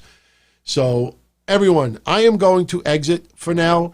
And as always, you know, spread the word. If you know anyone out there that may enjoy the show, let them know about it. If you enjoyed tonight's show, consider giving it a thumbs up. If you haven't subscribed yet, please do. Very excited to even get to 13,000, which will be awesome. This Friday, right after SmackDown, I will be right here for the Don Tony Show. I am going to show you those legal letters that WWE sent me in 2005, threatening to sue me. I'll pull out a couple other maybe things, gems that I could find, and we'll have some fun. We'll definitely see where the show goes. You'll dictate it, obviously. But everyone, be safe, be well. Much love as always. Thank you for the support. I'll catch you all again Friday for the Don Tony Show. Be well. Ciao. Don-O-Mite. It was fun to channel surf. It was kind of hard to do a little pocket pool after hitting the last channel button 50 times for 2 hours plus. Don-O-Mite. And his whole idea of overanalyzing, oh, he's an alcoholic and he misplaced the belt. And how could you have someone champion like that? The fuck out of here. Wednesday night. Don-O-Mite, you can have fun. You really are.